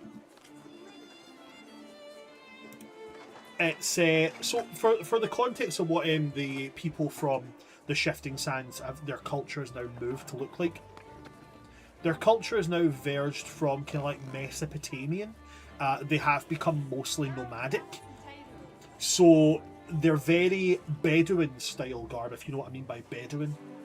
Ooh. Loose fitting, free flowing clothing. Designed for travelling across like long term arid heat, that kind of thing.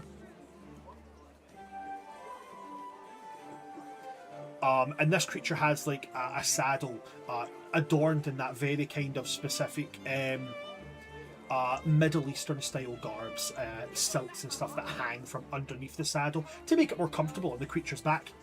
Very Persian style aesthetic. Is what I would like, you know, put in your mind as you lean towards it. Mm-hmm. And there's a woman standing at this stall. She looks to be in about her maybe late 20s, early 30s. Beside her is a woman easily into her mid 50s. And they're both kind of trading, and sitting with them is what you can tell from looking is an elderly woman. Her grey hair is pulled back. She has nothing covering her head, obviously, because here it's a bit more temperate. They can be a bit cooler. But she sits in a chair. She looks... There's a definite sign of elder. But I would now like you to make me a history check. A history check.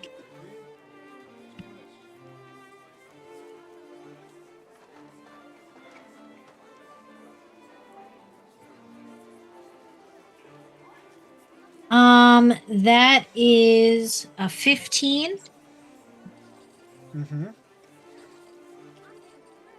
With a 15, looking at the two younger women alongside her, you start to see kind of like facial traits. And then you see this elderly woman, and you see what they're selling, specifically jewellery.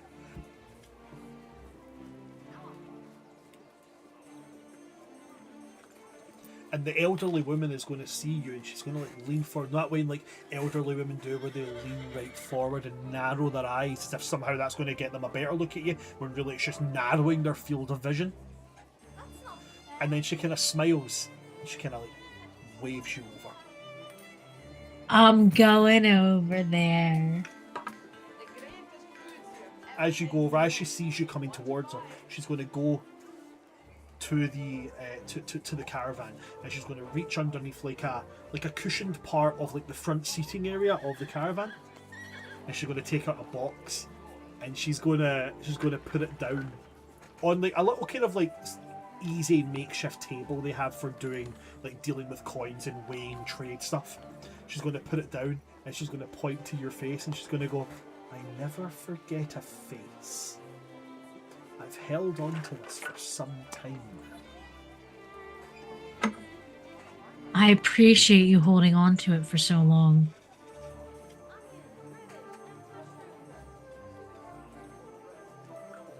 Her young daughter that she had, who was who you were when you guys were helping everybody escape from the weird draconic creations that were coming out of the ground, and she had a young daughter who you helped her escape with.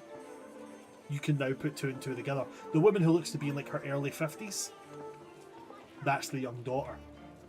And the woman who looks to be in her late 20s, early 30s, that's her daughter.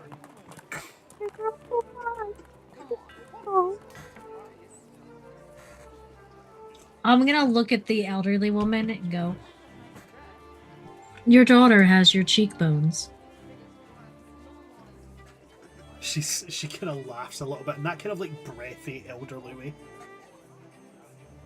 and she says, "She does look more like me. My son looks more like his father." And she will kind of wave off towards like a vague direction, like he's off on adventures of his own.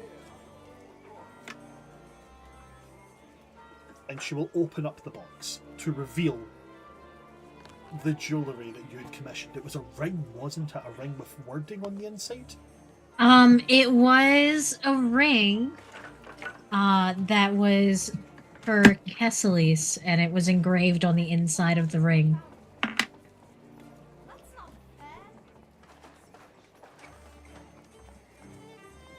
Can you remind us of what the engraving was that was to be on the inside? Yeah, let me pull it up for my notes.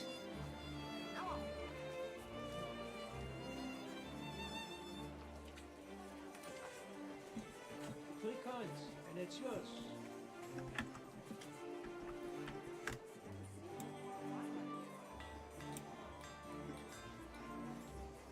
I do have I- it in I the think it was- bowels of I our think it was- conversations. Yeah, so, I believe it was along the lines of wherever you go, my love goes with you. I will be able to tell you exactly what. Let's give it a second. Type in the word ring. Da, da, da, da, da, da, da, da, da, da.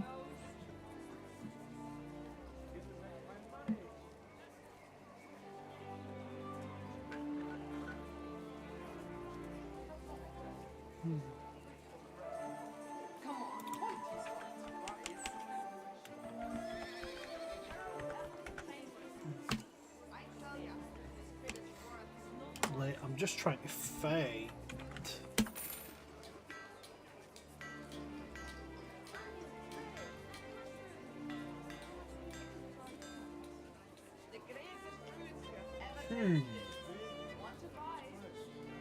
Apparently, we haven't discussed this ring in our chats. I'm wondering if it's maybe been put in here. Let me just double check. I know we've talked about it at great length. We definitely have. I'm just now looking through any and all conversations because I'm like, what? I'm sure that there was a message sent so that I would have a note of it, but apparently no. Apparently there has been. Let me see.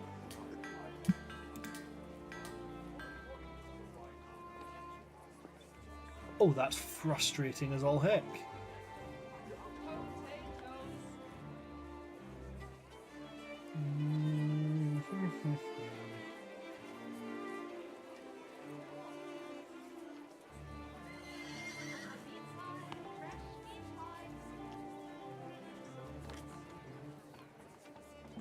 I will find this. I will absolutely find this. Okay, so it was a ring and a locket. That might be why nothing's coming up for me. Let's see. Found it. My love for you, my darling son, is infinite and never done. No matter what life brings your way, I'll stand by you. Come what may. That was it. I have it. Okay.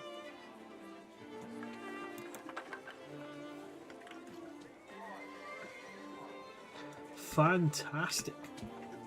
So the ring is there, the locket with engravings to match the ring. She's going to close over the box and she's going to hold it out to you. I'm going to take the box and then I'm going to give her. This is probably a lot of money for them. Because I know, like. I know gold is actually a lot of money for merchants. I'm going to give them like 100 gold. Yes. I mean, 100 gold is a massive amount. I have a lot of gold. I can. That was the fee for holding for me. 100 gold So if we're talking to like a blacksmith, could probably bring in 100 gold in a week if they're in like a large city. If they're constantly every day making things, constantly moving business. 100 gold to her is like 100 gold is somewhere in the region of between a month to 2 months' wages. So I'm going to take the box, and then I'm going to take her hands, and I'm just going to press the gold into her hands. So thank you for holding this for me. And I'm glad to see you well. She takes the bag of gold and she'll set it aside, and then she'll just take your hand and give it a squeeze. And she'll thank you. She'll thank you, one, for, she says, I'm glad someone came to get these. They deserved to be with someone. Then she'll also thank you and all who were there that day in that human city many years ago to rescue them from the downfall of their city.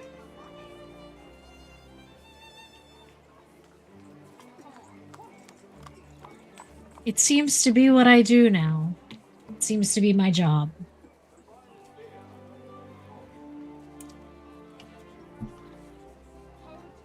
She'll smile, and then she'll, put her hands up saying that she won't keep you any longer, but she was glad to have seen you. I'm happy to have seen you and see how your family has grown.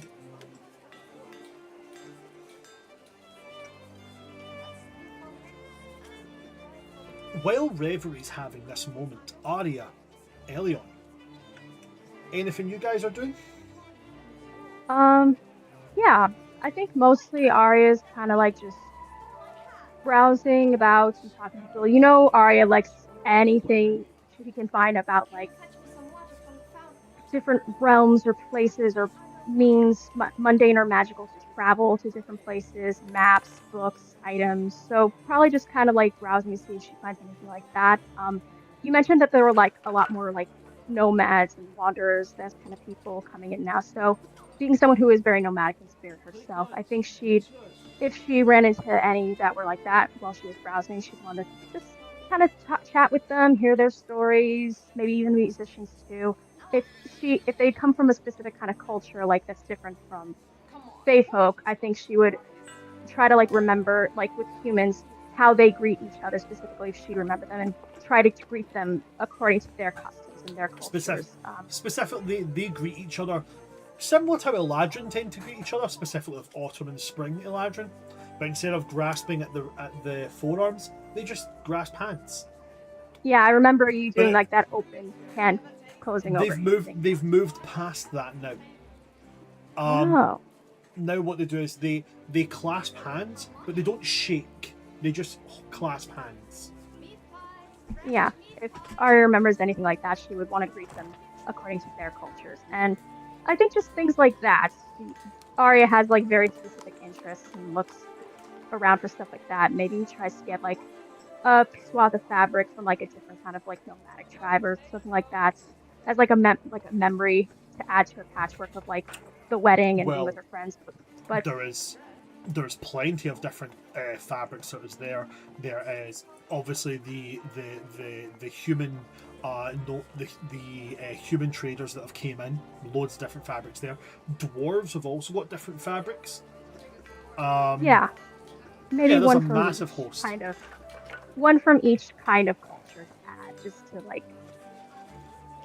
kind of carry that menagerie and like even with everything so divided outside of the Varden Vale, at least in here, walks of life from all over are welcome, and I think she wants to carry that memory. And I think it's a stretch. She knows it because she knows how rare Asimar are. Anything that's like relates to Celestials is rare here. But I think part of her would almost hopefully kind of be searching the crowd to see if she can find anyone who kind of gives an inkling of that. Someone being like her, anything, person or item or something or story that's kind of relating to celestial nature. Like like with the priest that she met in Human City. Just Uh, almost trying to find a piece of that thing. It's a stretch, but I think part of her would be I will almost tell you right hopeful. now, you can't see anybody that fits the description of that priest that was there. There's nobody Mm, of that description here. nothing brought in or stories relating to celestials or those kind of no hearing of those bells kind of thing. I'm Nothing. afraid not, sorry. That's all right. So yeah, otherwise she's just kind of like browsing, talking to people, hearing and swapping stories, and if she could find any items relating to like maps of other places or other realms or how to travel to them, magic or spells or whatever, she'd probably be keeping her eye out for that the most. Okay. Well, in that case, what I will tell you is... So you can get easily pieces of fabric. Loops of fabric will cost you 10 silver pieces each. Mm-hmm. One of them that comes from the human traders is like a very fluid feeling silky fabric. Yeah, I remember silks were a big thing for them. And kind of like a pale blue with like a kind of tinge of lavender to it. On the other side, the dwarves, one of them will absolutely bring you what he claims. He calls it fabric steel. Ooh. Essentially, gives you a sheet of it. He cuts it with like large metal scissors.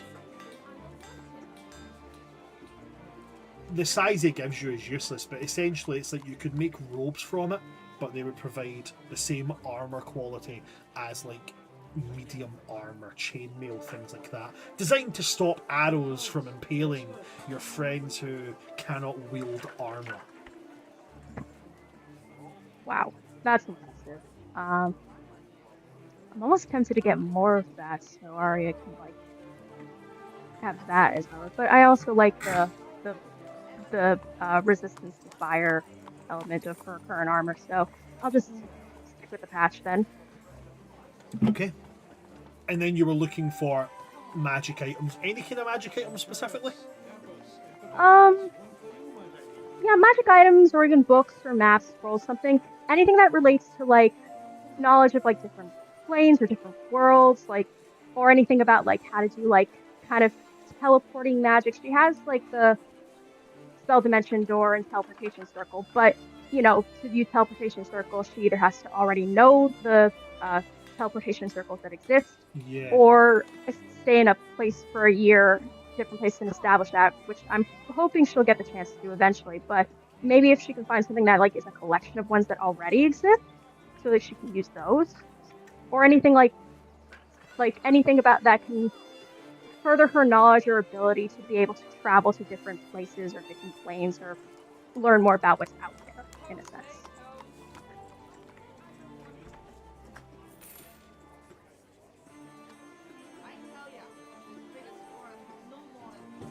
There is someone that you'll come across.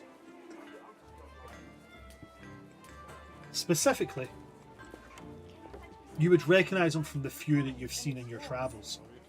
But you do come across a tiefling. Sandy coloured skin with faint flecks of gold veining through them. They dress in a mix of loose-fitting cloth and leather armour. Cool. They have a myriad of small. I don't know what you call it in America. In the UK, we call it tat. Like little teeny wee. I'm trying to think of the word that they use. There's a word that they use in Eastern Europe. What's the visual description? I would call it junk, but it's not junk. An eclectic collection of gizmos. Tchotchkes. Tchotchkes. Oh yeah. Oh, so like little statuettes, bracelets, that kind of thing. Little things that look like nothing. Yeah, little things like that. But they also have what they all rolled up, which they say are scrolls and maps.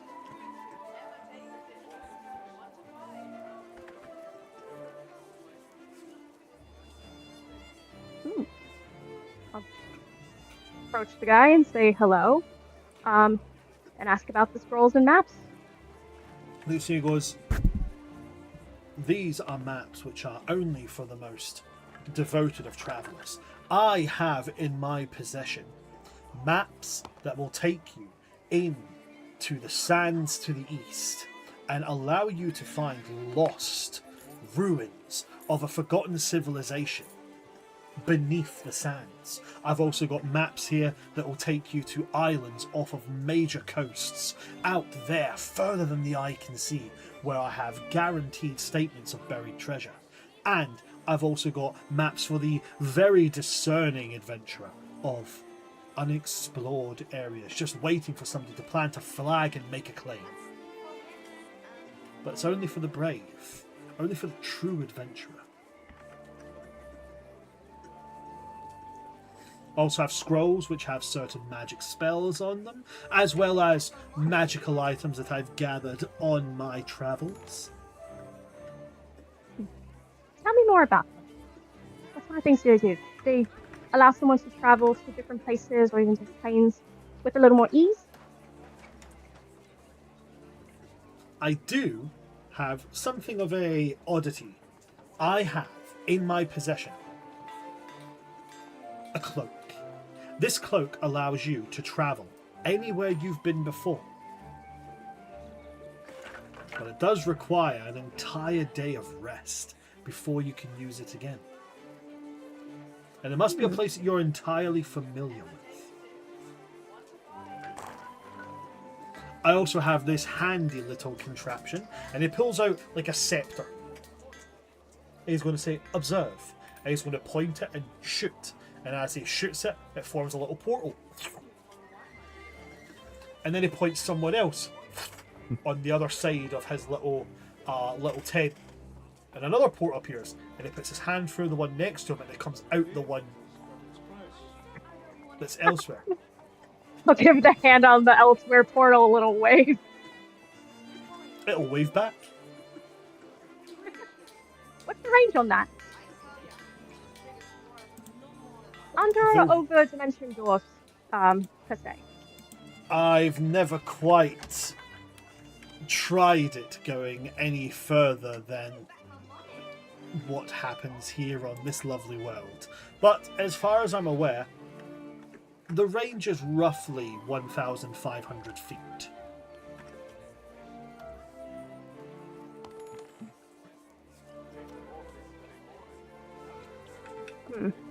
DM above table, like, would that get to, like, almost like a different, like, say, like, for example, from where Arya was to, like, I don't know, Tinkle Death's Cave, or even outside of that, what's, like, the rough estimate, like if I was to get this, would I get my bang for my buck?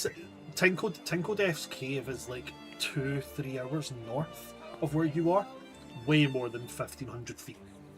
Okay, so, maybe not. I am quite interested in that cloak and the maps too. She's gonna pull out her own map that she got from the Twilight Lord's castle, and because I know there were certain spots on it that were marked as like unexplored, but some that were like also marked like dangerous beasts or like where magic doesn't work. And isn't there a chance I could like cross-reference them with the maps that this person has? He does not let you see the maps unless you buy them.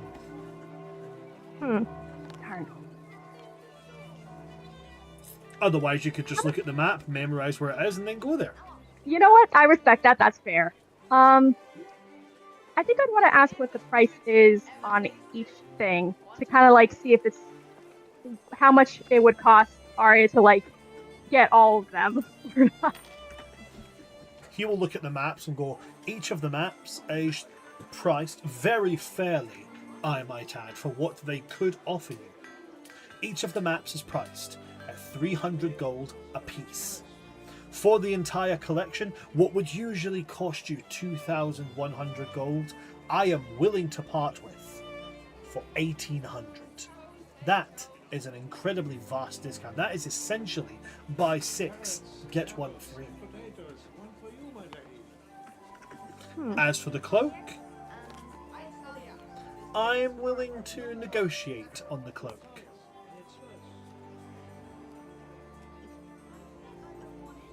negotiation. I definitely want to take the maps. As far as negotiating the cloak, what exactly would you want to negotiate? Well, price. I make an opening offer, and you come back with an offer of another type, or by all means, you can simply just accept my offer. But that's rarely how it usually goes. So I've learned. What about trading items?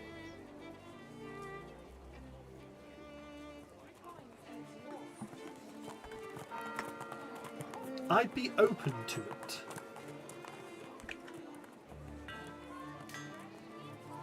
Let's see what I can trade.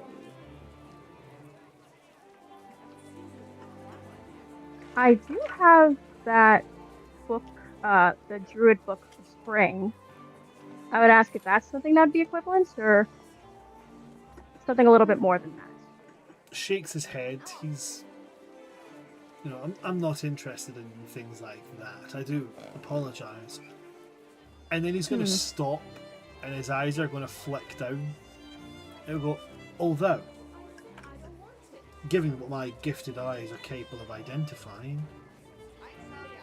I have been looking for a pair of winged boots. For the winged boots, I'll give you the cloak, straight trade. I'm afraid I'm rather attached to these boots. Nothing I could do to tempt you. What if I was to knock a further 300 gold off of the maps? Therefore, you're essentially buying 5 maps, getting 2 free, and the cloak for free as well. All for some winged boots. That would be a smart offer, but let's say I have rather sentimental attachment to having wings.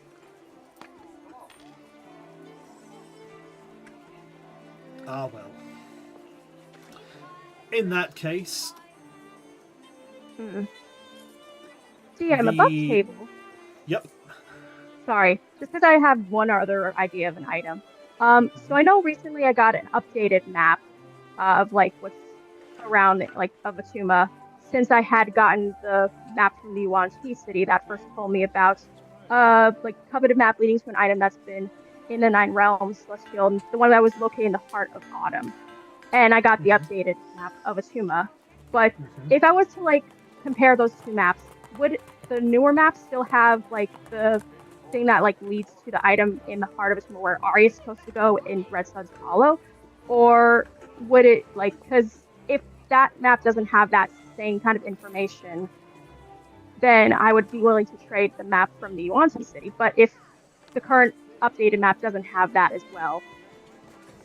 Well, the current updated map would have anything that you've marked on it. So if you've got maps which have leadings towards specific things, you can mark them on the updated map. If you've done that, then... Oh, okay then. Yeah, Arya probably would have done that. So then she'll pull out her map from the Yuan Tea City, and it clearly looks like weathered. It's almost like an antique kind of thing, definitely. And she'll pull it out and say, what about trading for a map from an ancient Yuan Tea City? He's gonna immediately wave his hands, go, no, I don't mess with anything Yuan Tea. This city's not even safe to enter anymore. Hasn't been for about 30 years. Oh, it's not of the Yuan Tea City. It's a map of Atuma, but it is very ancient, and one might even say rare. I'm not even honestly sure if that city even exists. I haven't been there since about 650 years ago. Oh, it still exists. It's just...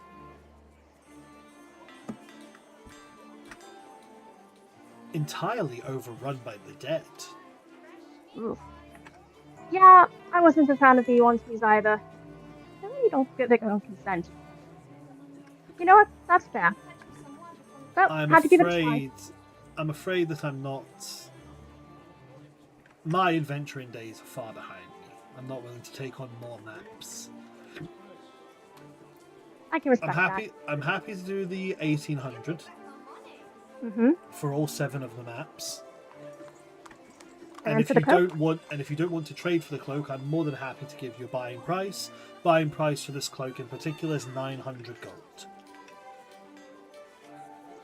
And remind me how much the total of the maps were again? Total of the maps, without any of the other deals and without the boots on offer, is 1800, bringing the total to 2700 gold. 700. Okay, so let me see. 2700 minus. Sorry, I'm just trying to do some math.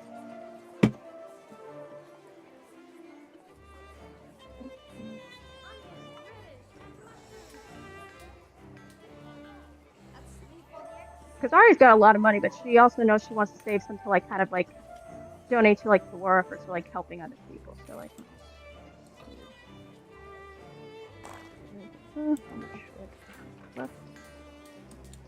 Oh, I still have like 5,375 plus the platinum, and that's including the platinum.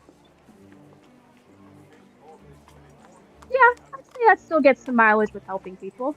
But I will try to bargain down the cloak a little bit. So you said that was 900? He said 900. 500. Persuasion check. Persuasion. I will roll his charisma save. Bismillah, and I'll cast guidance on myself too. Ooh, good one. Okay, so that was a 19, and then a 3 with guidance, plus persuasion is 14. So, 19, 19 and 14 is 33. Yep, and then I also cast guidance on myself just in case, so that's plus 3, so 33, so that's 36. You already added the 3 from your guidance. Oh, I thought you were like adding the 14. Sorry, but yeah. So do you have a plus 11 to your persuasion? I have a plus 14 to my persuasion now. Damn. So okay, cool. Yeah, 33. I rolled really well.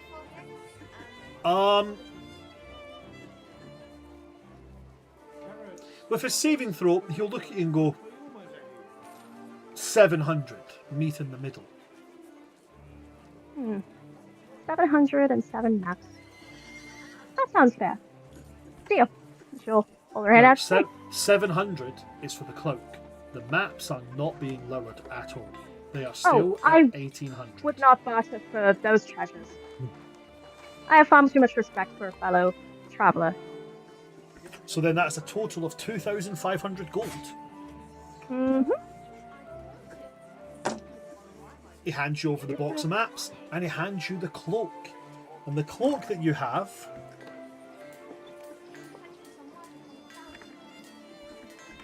is the cloak of transporting recall. Essentially, any central major location that you've been to has to have a name, and it has to be a name that is known to at least one mass group of people. This can't be, I'm going to go to my grandmother's house. No, this is places of prominence, places that are named. So you would be able to say Russet Falls, or you'd be able to say, I'd like to go to like for instance, I can't, the name of the human kingdom has changed now, but if you were to say I'd like to go to what it used to be, you would go to the ruins of that place. But you can't say like, I want to go to that oasis where we met those hobgoblins in the shifting sands. It has to have a name. Has to have a name. Once you speak the name, once you speak the name you are taken there, you can take others with you. You can take up to 3 willing people, up to 3 willing creatures with you. But you need to have it's only 1 use per long rest. That's fair. Is that just for places on this plane, or if Arya knows, like, say, like her treehouse, which does have a name, in the Feywild. You Crossroads. must know the place. But remember, the treehouse can't just be known to you. Well, it's the known to my place- party too, because they've been there. Is your party a substantial group of people? You're looking at like village and upwards. Oh, okay. Has to be I enough would- that So- has to be enough that if you were walking through a small town and said, "Oh, I'm looking for this place," anybody could either give you directions to it, or they could use it when giving directions. Okay. I just figured like parties a group of people. Not even if it was just like the crossroads of the Feywilds, which is known. It has to be more specific You than could that. certainly say the crossroads. You Oh, could great, because the certainly say treehouse is crossroads of at the the Feywild. crossroads. Exactly. So you could do that. Awesome. Even Redstone's Hollow, because we've technically been there and we know the name. Huh. That's awesome. I'm trying to find it in magical manage inventory. The name. It's a homebrew Well- item. I've still got to make it and add it on. Great. Once you do, please send me the info, and I then will the indeed. maps, right? Which And then the if you could maps, send me yes, those the maps too. are something that I will get into next session with you because there's a lot of details in them. Thank you. Awesome. Alright, it's Anything else a from very you, Alia? happy one. I think I would thank him, and the only thing else I would ask is, as a veteran travel wanderer, what's your favorite memory of a place you've been to? I'll share one with you if you share one with me. He's going to smile and he's going to say, "I'm afraid memories are for those who have seen them. So I prefer mine to stay with me until the right moment." So kind of just pull the tail of her patchwork of memories and just kind of smile at him with like a nod of respect, like, I can understand that. I suppose I tend to enjoy wearing my memories on my sleeves. And I invite you to continue to do so, just as I shall keep my memories under heavy leather on good parchment. Well, I hope you find someone that you feel worthy of sharing them with someday. Thank you very much. Is that everything for you, Arya? Yeah, I'll just head back to my friends. Just a real happy wander camp, like Okay. little lady. Elion, anything you're doing while this is going on? I just had a very quick one. Okay. I'm going to just find some cheap but strong alcohol from somebody. Oh, there's Goliaths there, buddy. You're sorted. You want some yak yak? You want some yak No. yak? Do you I'm- remember yak Feel yak? I do. We absolutely Feel- have to give Kieran yak yak. Are Yes, you we kidding need to me? give them. We Was need to give Sheila them yak. here for the yak No. yak? No, No, Kieran. she wasn't. Oh, we my have God. to give Kieran and Sheila yak yak. It's their wedding her- day. Yes. Oh, and Harahal. Sheila, yak yak is it's a beverage that I invented off the top of my head, and honestly, it's the worst decision I've ever made in my life. It's a Goliath drink that they use. It's like, so you ever drank like a yogurt drink, like a Yakult or something like that? Yes. That, but it's made of fermented mammoth milk. But they flavor it with like fruit rind, so you can get like lemon and orange and pomegranate and all that jazz. You can get some really. The one they got last time was lemon flavor, and it's just like a thick yogurt drink, but it's also incredibly alcoholic. And they It got drank Arya yak yak, white girl and, wasted. like Arya and Elion and Kessilis were like, they went insane. It was great. Kessilis essentially out-gambled a professional gambling syndicate and still has no idea that he did it. Elion, Arya's for the a- love of God, get the yak yak. There are people out there. There are people out there hunting for Kessilis because he took thousands from them, and he has no idea. And actually, now that I'm saying this, the coin that was in the caravan, did you guys find it? Yeah, Arya found it. She's the one who Arya recognized found the symbol of the gang. Elliot also saw into the fifth dimension and burned his Major, brows out. Elion went across the astral sea and spoke to Cthulhu. Like, Elion had some shit. I'm sure Arya got banned from a tavern. It's like the equivalent of taking like DMT, acid, and magic mushrooms at the same time. Kesley's had the best trip of his life, had a great time and can't remember it. Elion sat in a corner, just rocked backwards and forwards, mumbling to himself. Arya ended up white girl wasted, face down on the ground, and Reverie drank a bunch of it and went, "Damn, I'm starting to feel a little bit tipsy, guys. Like, maybe we should stop drinking so much." It was great. But was at the least Legolas Reverie scene. looked up and everyone was gone. It was Legolas who's like, I think I'm starting to feel something. Arya wound up like drunk girl crying to a cow. I But will at least grab it wasn't Sambuca. a bottle of yak yak and then 2 like anything that passed for like whiskey or vodka, anything like that, anything strong. So vodka would be something that vodka and whiskey, your spirit style things, would be something that would be more dwarven. Okay. Something like vodka. So vodka's not really a thing. Sure. The closest you get to is Spring Eladrin do have, because they're based on Ireland. Spring Eladrin do have something that is made from root vegetables. It's essentially poutine. Sure. So I'll grab a bottle of the yak yak and chuck that in the backpack. And then I'll grab 2 bottles of the spring stuff. And I'm finding the dwarven lads. I Okay. realized something. Hold on, let's let Elion finish because we're cutting it in on time. No, you go ahead. I'll just message. You find the dwarves and the dwarf is going to look at you and go, "You look like somebody who likes a good drink." I have the belt and dwarven kind on, so in his language I'm going to go, "Friend, we will speak your tongue." He immediately goes into speaking the language of specifically forged dwarves, and he's going to say, "You have a 10% discount because you can speak their language." Hopefully 15, and I'll put the 2 bottles down. I have something that needs... No, but the poutine kind of thing. Right, okay. I have something that I need a little bit of an expert eye on. Okay. And I will pull out. When we were in the tunnels heading back with the dwarven dignitaries, I literally got given a rock the size of my head that they couldn't open.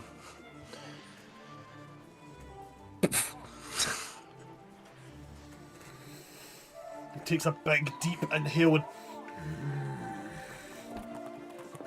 and he says a word in Dwarvish. It's a colloquial term, but essentially it means ground lizard. Round lizard? Ground. Any idea what it is, lads? It's okay if not. It's stumped a lot of people. He just looks and goes, "Haha, it's very easy. Egg."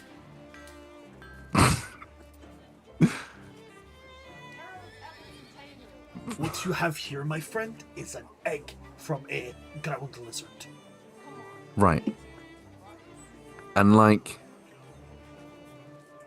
Are we talking like... very large breakfast? Or are we talking... support payment? Like what? Which side of the egg are we talking? Puts his ear to it and takes out a small hammer. Ha!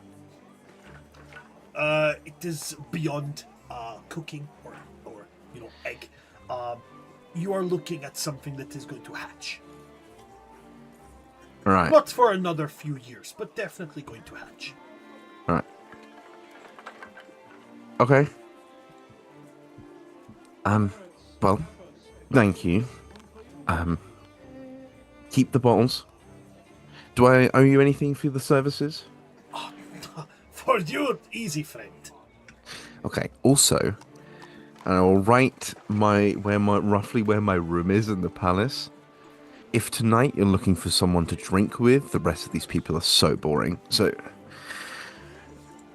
You'll take that, wave it about, and like, haha, we are going to have good friends. perfect. Thank you. And I'll put the egg back in and head off. I do believe that I've been a bit overzealous with the time, and I don't want to keep Ash too long or yourself too long there, Harry. Unless, Harry, are you cool with us doing the quick little rumour thing for Ash? I have a of feeling course. that's what Ash is leaning towards anyway. Cool. Awesome.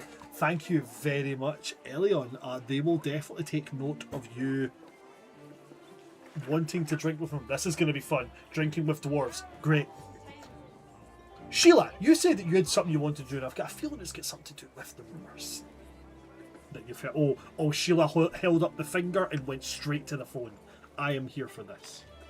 Pulling up the notes. She is going to find Circalian Bloodthorn. Okay. Circalian Bloodthorn is at the tent for where the Bloodthorn family's nights are. He is the only Bloodthorn member who is because he was essentially a child at the time that everything went down. He is still essentially a child. He is in his late 70s. He's the equivalent of a 17-year-old.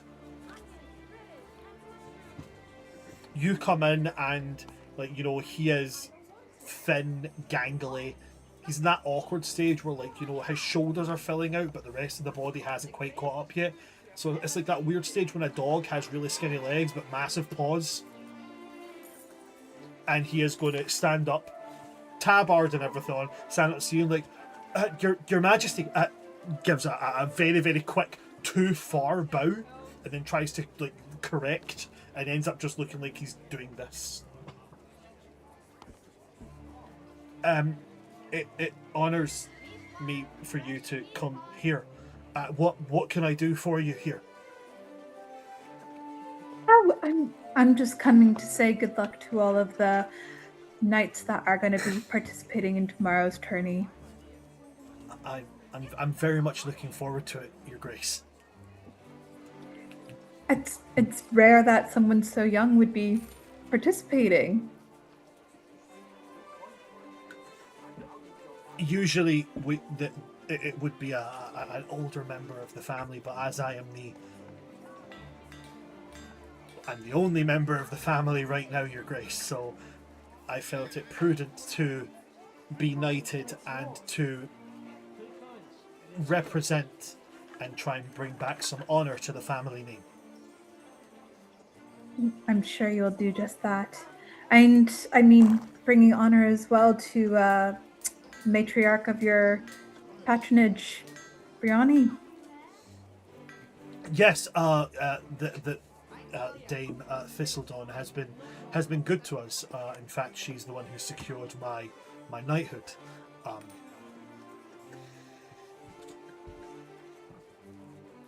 I'm sure someone in your position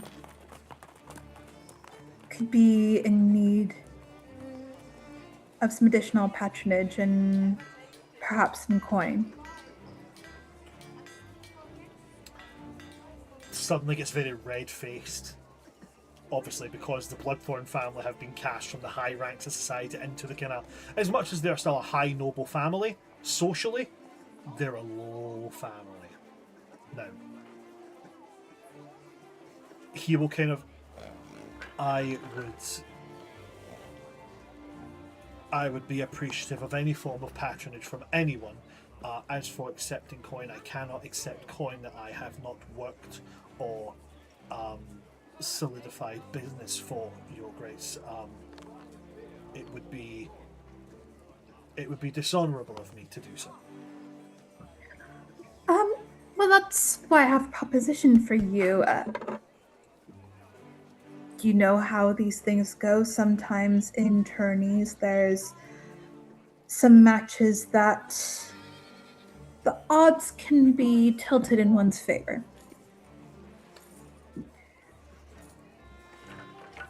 Let's say if we were to tilt the odds greatly in your favor, and there was some silver that was bet on you winning, it could mean a handsome purse for those that bet on you. Your Grace, forgive me, but it sounds like you're suggesting that we orchestrate a match. It's just how things are done in the courts. I'm sure you understand. I understand that there was a time that, and he seems to fit into this like weird middle ground of wanting to stand up to you, but understanding that you are, barring a ceremony, you are the queen of this land. So he kind of gets up and then like kind of steps back and is like, much as I appreciate your grace's offer, there may have been a time where Bloodthorns would have accepted such a deal, but I do not feel that it is prudent for me to do such. I appreciate the offer, your grace, but I swore certain oaths, and I cannot break those oaths. DM, any need for me to do a check? Or is it pretty clear he's being honest? I mean, you can roll the insight check if you would like to. Yep.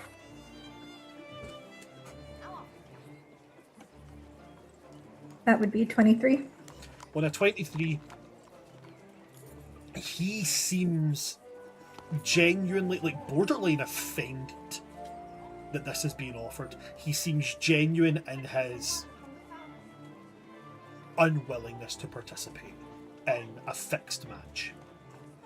He is very much on the point of, I am genuinely trying to bring honor back to my family.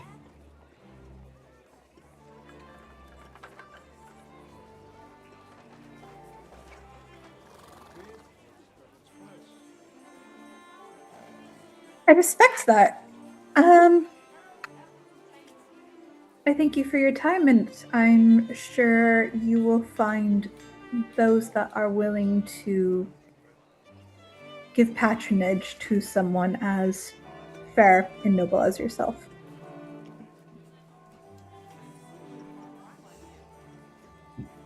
He nods and gives a bow and he says, I appreciate your understanding in this matter, your grace. I hope that I have not caused offence with my decision. None at all. Sheila will take her leave. And then if we could, as a side note, Okay. when the group comes back from the market, Sheila's going to find them very quickly and be like, okay guys, we have to find someone that's fixing the games.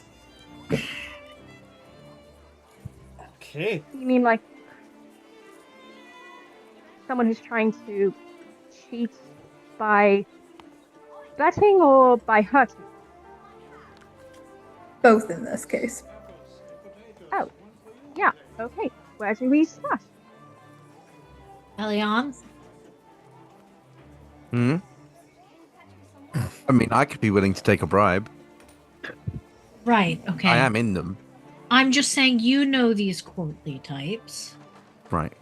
And you are also a knight and have been knighted in several courts now. Surely you would have an idea on who in here, by the look of them, could be fixing a game. Are you implying I'm shady? Yes. That's I think rude. we all would imply that. That's rude. At least formally. You're a spy for 70 years and suddenly you're a shady man. Hold on. That's why I said Ash? formally. Sheila? Oh, I was just going to say, I was agreeing with the part about him being shady. Yep. I mean, I could... You weren't just a spy, you were a good spy. I could do some snooping. Yeah, maybe So, okay, Go ahead. I think we start with the opponent because it's whoever is betting that Sir Kalian is going to be taken down. So we need to start with that. Sure. Who's Sir Kalian? I also Bloodthorn. Last do want to Bloodthorn. point out, I can just be Sir Kalian. I think it looks suspicious if there's two of you. Just as a last resort, if you're scared for his safety. Not not necessarily worried about his safety. I think he's trying to do the whole like bring honor to his family, kind of That's want nice. that for him. Good for him. Good for him. Right. So we'll allow that. Just need to take down everyone else. Sure. Sure. I'm wondering if maybe we shouldn't double check his, I don't know, equipment or armor or something like that, just in case it's been tampered with in a way that could hurt him or backfire on himself. I could do that. Well, we have all night. So I think we get someone drunk, a lot of people drunk, extort some information, check his equipment, and pray for the best tomorrow. Because I will also be getting drunk at some point. Sure. Hey, It's my wedding night, bitches. I also have a date too, but I will definitely keeping my eyes and ears out. I also have a date with a small group of dwarven men. But that's no here or there. Kernan is going to rejoin you guys at you saying that and go, good for you, Alia. Nice to see you. Nice I'm exploring my options. Getting out there. Yeah, it's really good of you. That bump in the head from the spear really put things in perspective. Well, I'm glad. I'm happy for you, lad. I really am. So, Reverie, are you running off to this too? Like, what is happening here? I'm not going on a date with a bunch of dwarven men. No, I'm not But sharing. you do have a date tonight with Asmodeus. Yes. My date's tomorrow night, though. You have a date. You had yours this morning.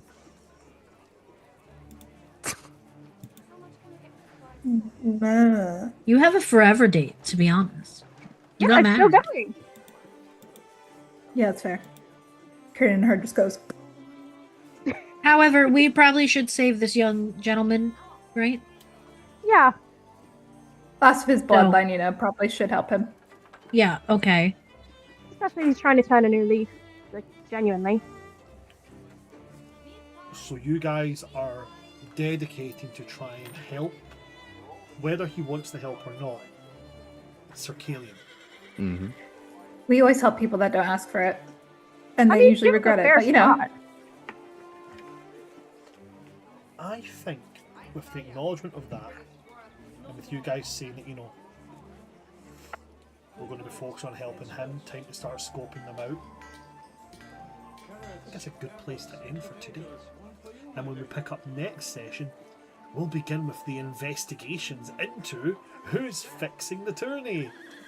Fantastic. It's the game fair. You all did so well today. That is where we're going to end our little session for today. We have went 5 minutes over, so what I'm going to say is we're going to do MVP in the Discord, okay? And we'll just make it aware.